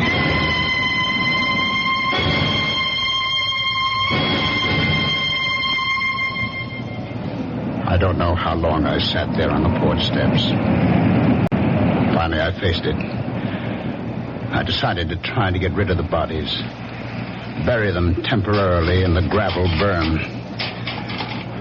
I'd have to get a small boat, that rowboat, in the woods just above the flood water line stored by one of these summer residents. I'd row the bodies out to the channel, weight them, drop them overboard on an outgoing tide. The strong current on the bottom of the channel would move them out to the sea. The loose gravel was only about 3 feet deep. It would be deep enough to hide them. I dragged the bodies over, laid them end to end, covered them, building up the gravel mound to the same height of the berm that ran parallel to the water level. I inspected the shovel. The metal glistened clean, no sign of blood or hair. I stood it against the porch rail, went inside. I sprawled out on the bed, exhausted, and fell into a heavy, dreamless sleep.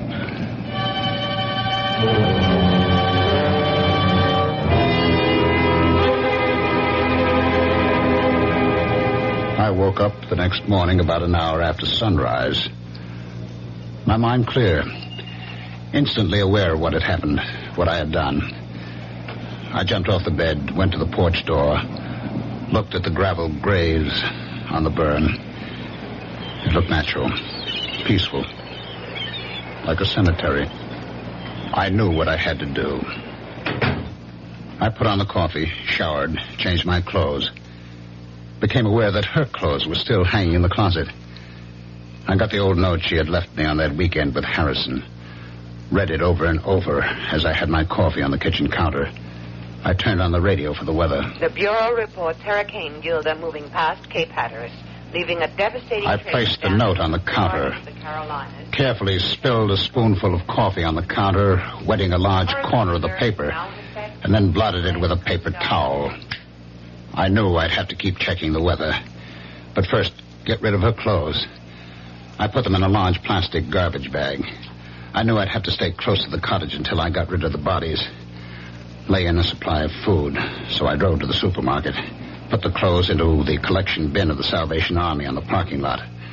I did my shopping and was back in less than an hour. I went up to where the rowboat was on the bank of trees. It looked all right. Aluminum, light enough to drag.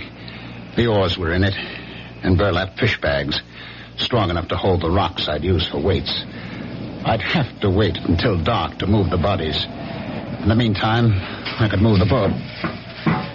It was a couple of 100 yards. I placed the boat on top of the grave. By nightfall, the Coast Guard was sending out small craft warnings, and all through the night, I was glued to the radio for weather checks, feeling trapped, helpless to do what I had planned. I finally fell asleep on the couch.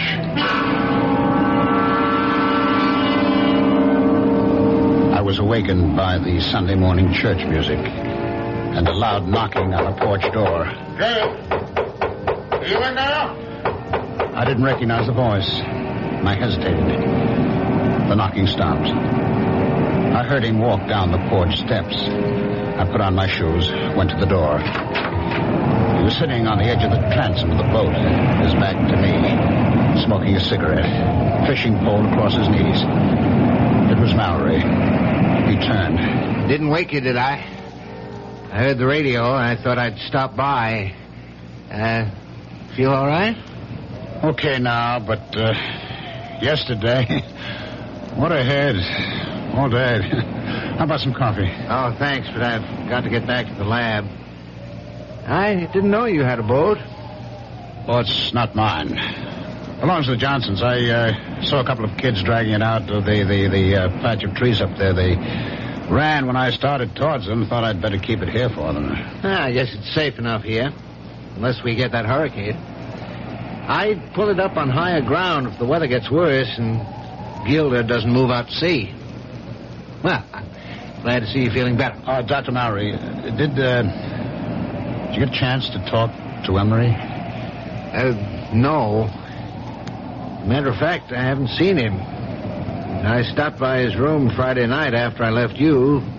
He wasn't in. I left a note to call me. I didn't hear from him all day Saturday. He wasn't in Saturday night. Not in his room this morning either. It's not like him to go off without a word. I've been thinking over, Dr. Mallory. It's no use talking to Emery. I can't keep it tied to me. She's left me. Oh, did she? I'm sorry. Perhaps for the best. Well, she didn't get home Friday night and left me a note. I found it in the kitchen Saturday morning. Is she leaving you for Emery? She didn't say. I see. Well, I'm sorry, Drake. I really am.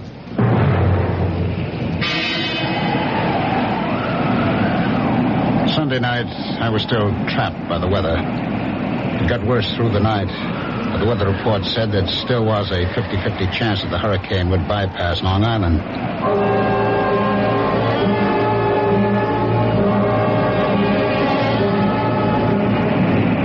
About noon the next day, the wind died down. I stood there by the rowboat, wondering whether I should take the chance in broad daylight. Long Island Sound was still, calm as a lake. I heard a helicopter coming across Crane Neck. Routine patrol of the shore. I could read Suffolk Police. And then Dr. Mallory coming down the beach towards me. I stood there waiting for him. Well, I'm glad I found you home, Drake. I've just been answering more job ads. Yeah, have you heard from Mrs. Drake? A letter, perhaps? A phone call? Why, no, I haven't. Well, I'm getting really concerned about Emery. No one at the lab has seen him or heard from him for 3 days. This morning, I looked through his room. His clothes, his suitcases were there. I can't understand. I was hoping if you'd heard from Mrs. Drake and knew where she was, I'd ask her if she had any idea about where Emery might be. Well, I do have her mother's phone number in Ohio and her sister's in Connecticut. If you don't mind. Do you want to call from here? Thanks, but I'm on my way to the village hall to see Police Chief Raymond.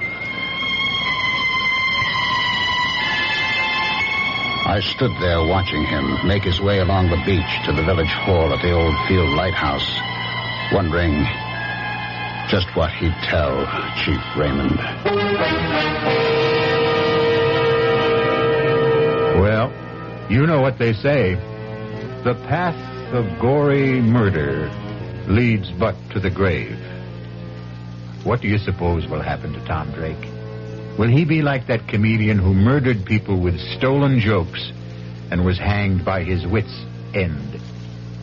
I'll be back shortly with Act 3. Hi, Ms. Goldilocks here.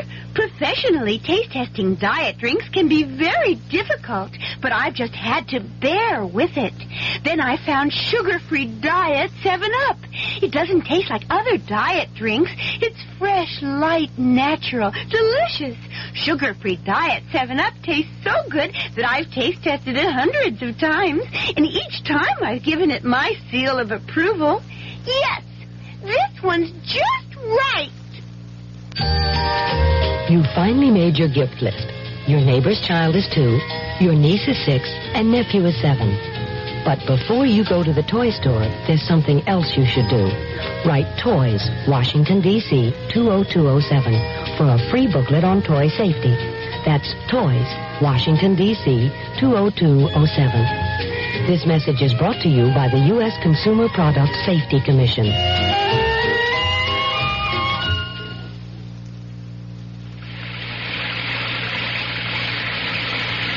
Sometimes a gentle rain in one place adds up to a raging torrent in another. A torrent that can uproot lives as well as trees. To remedy the things that can be remedied in a disaster, America has a unique emergency force, the American Red Cross, America's good neighbor. Red Cross is on call 24 hours a day, every day, to cope with emergencies, whether they're on the next block or a continent away. Most of the help that's given is from volunteers. The money's from volunteers, too. Volunteers like you. If you need help, join us. If you can give help, join us. The American Red Cross. Help us help people. Just like you.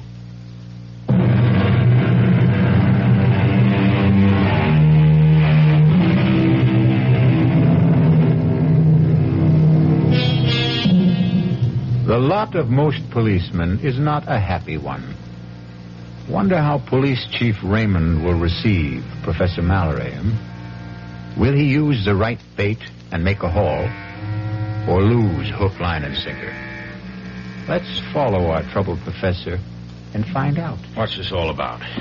Emma said to tell me it was urgent. Well, I mean, it's not a matter of life or death, is it? I hope not. Ooh, well, you sound like you're not so sure. I'm not, but I am getting worried. Somebody been stealing typewriters and lab equipment again? No, Chief. Well, this may sound odd, but a member of the lab faculty seems to be missing. Oh? That's what do you mean, missing? No one's seen him since Friday afternoon. Well, this is only Monday. Yes, but he was not in his room Friday night, Saturday night, Sunday night. He didn't show up in the lab today. Well, what about his weekends? Did he have them free? Oh, sometimes, when scheduled. He was not scheduled to be off this weekend. Uh-huh. The chap he rooms with, Garrison, says he saw Emery Friday noon. Well, Garrison was off this past weekend. He got back Sunday night. I saw Garrison this morning. He wasn't surprised or upset over the fact that Emery hadn't spent the night in his room. Mm-hmm. It wasn't the first time. Do you know that cottage the Drakes rented? Yes, I do. It belongs to Howard. Is that the one? What about it?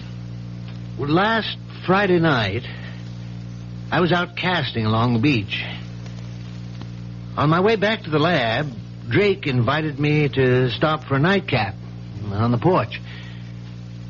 He'd already had quite a few. I had one drink with him, and he asked me, was I a friend of Emery's? And he asked me, the way he put it, would I do him a favor? Mm-hmm. Go on. What he wanted me to do was for me to tell Emery to stay away from his wife. Now, did he explain that? Did he mean Emery was annoying his wife, or did he mean they were having an affair?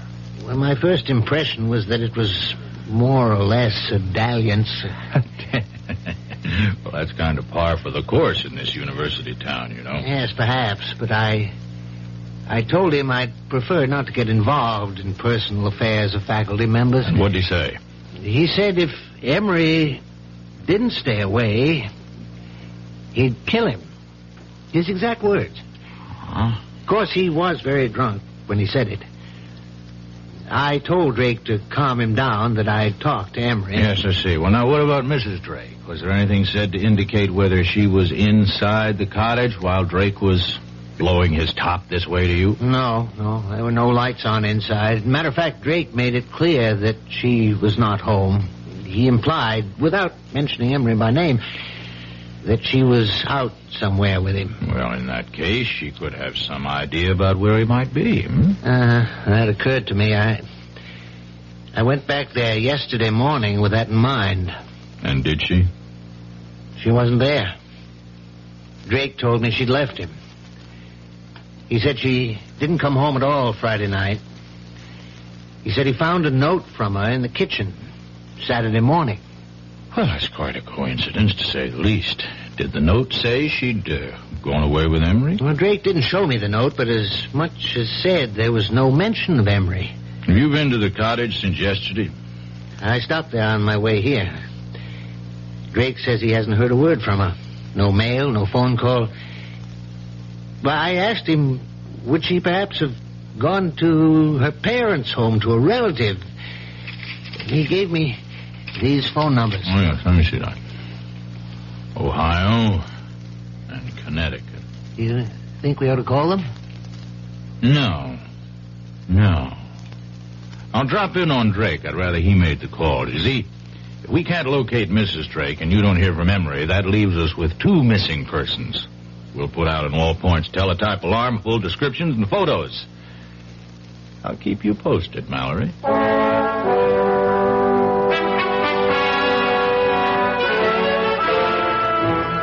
I'll come to the point, Drake. Mallory, Professor Mallory up at the Marine Lab, came to see me. And he's a bit worried about the absence of a faculty member, one Richard Emery. There's no use being delicate about this, Drake. From what he told me, it does look like Emery and your wife ran off together, doesn't it? Yes, it sure looks like it. Do you mind if I see that note she left you?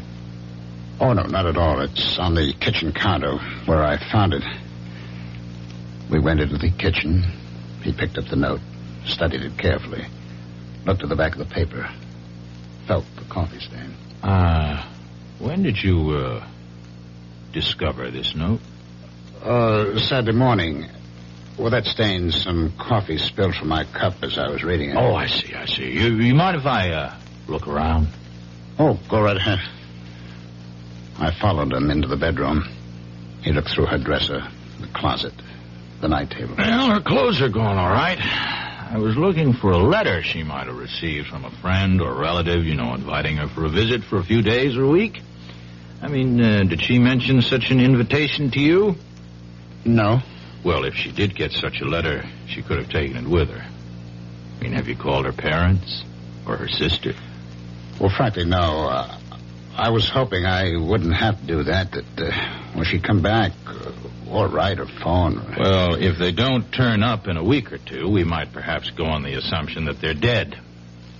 You see? And start a search for their bodies. You don't think... Well, look, Chief, I was drunk when I told Mallory... No. I don't think you killed them. Of course not. What would you do with the bodies? Bury them out there? Let's not get morbid about this. You don't think I'm going to call out the tractors to scrape down the gravel, do you? Oh, by the way, how long are you planning to stay on here? A couple of weeks. All right, fine. Well, now keep in touch. I'll call you if anything develops. Phone me if you get a letter or a call from your wife. I followed him out. He looked at the rowboat, studied the sky. I'd pull that little boat up higher beyond that low ground back of the house. I wouldn't be surprised if we get some of Hurricane Gilda before night's over. Better keep the radio set on the Coast Guard reports. I watched him go down the footpath, across the low ground behind the cottage, and then uphill to where his car was parked, top of the bluff. It was not till he was out of sight that I stopped sweating.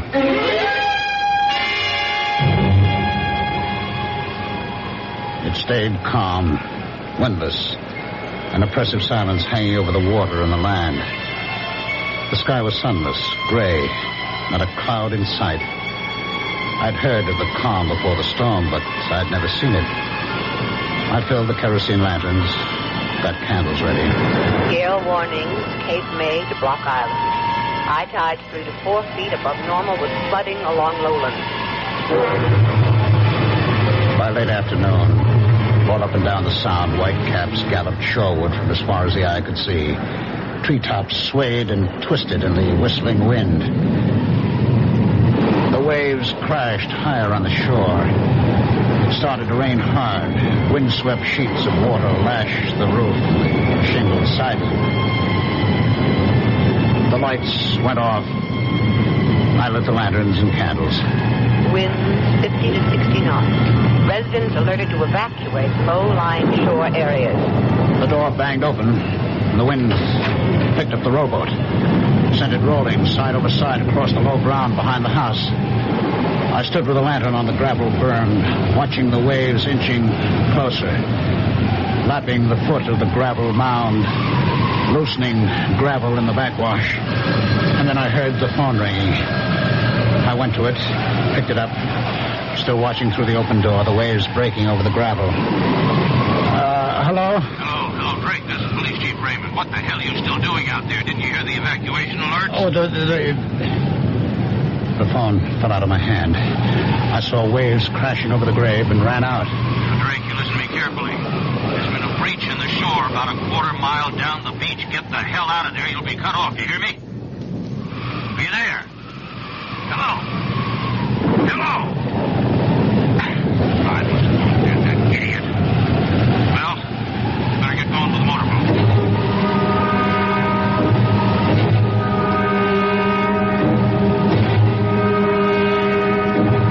I knew I had to keep shoveling on the gravel and sand as fast as the waves washed it off. But for every shovelful I threw on the grave, the waves washed off too. I lost track of time. I knew I had to keep at it to keep the grave covered.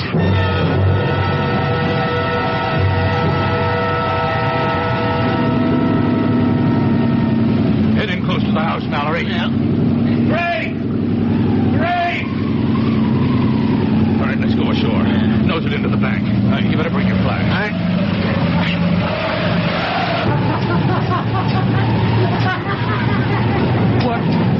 What the hell is he doing? No! You can't come back! Never, Harrison! Never! God of mercy. It's Emery. Well, I better get him over to the Riverhead Prison Hospital. The tide will be going out in a little while. Let's put this rope around the ankles and secure it to the porch. Mallory, you stay here till the county police and the coroner get here.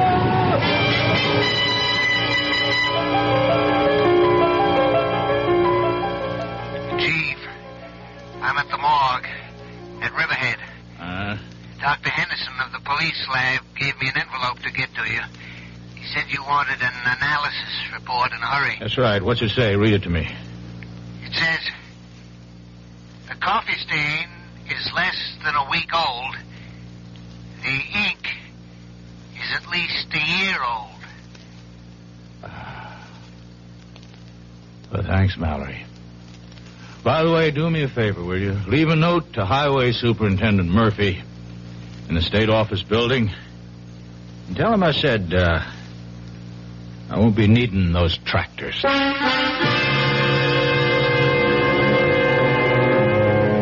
Well, imagine. What do you think of that police chief? Isn't he the fishy character? Anyhow, we didn't have to scrape bottom. I'll be back shortly. Hello, this is Goldilocks. It seems like only yesterday that I was a little girl tasting porridge. You know, this one's too hot. This one's too cold. And now I conduct taste tests on diet drinks. And there's one I must tell you about. Sugar-free Diet 7-Up. It has a fresh, natural, delicious taste. It drives my taste-o-meter crazy. Sugar-free Diet 7-Up. This one's just right. Answer on. I'm building a kite out of tissue paper, and it's beginning to rain. What do I need? Umbrella or plastic kite. Answer on. How many children are born with birth defects? 250,000 a year in the United States. What's being done? The March of Dimes supports research, medical service, and public education programs. How can I help? Answer on. Like me, the March of Dimes needs money for answers. Give to the March of Dimes.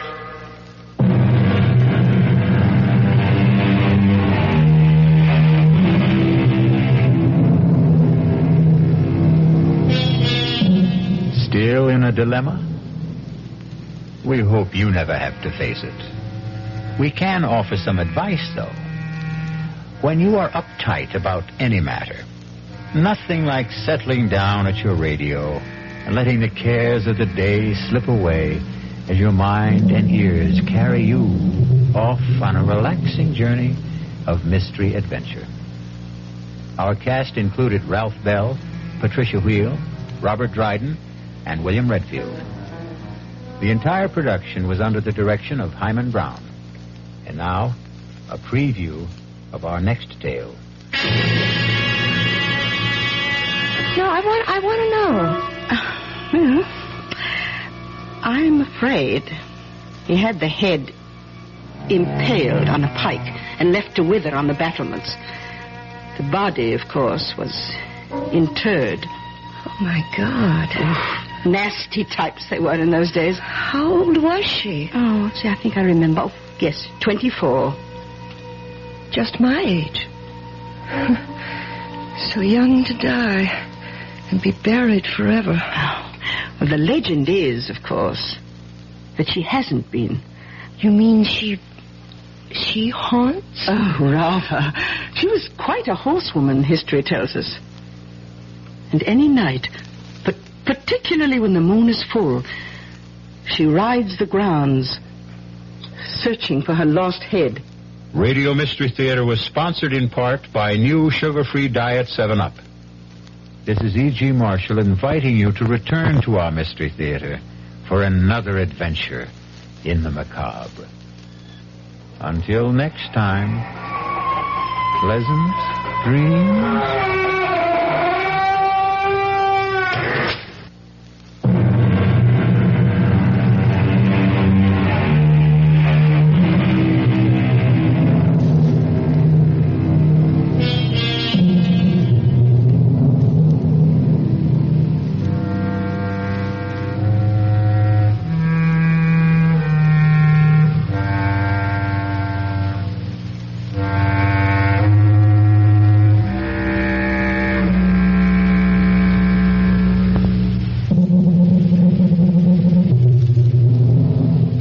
WDAF, Kansas City. You've been listening to the OTR Gold Network.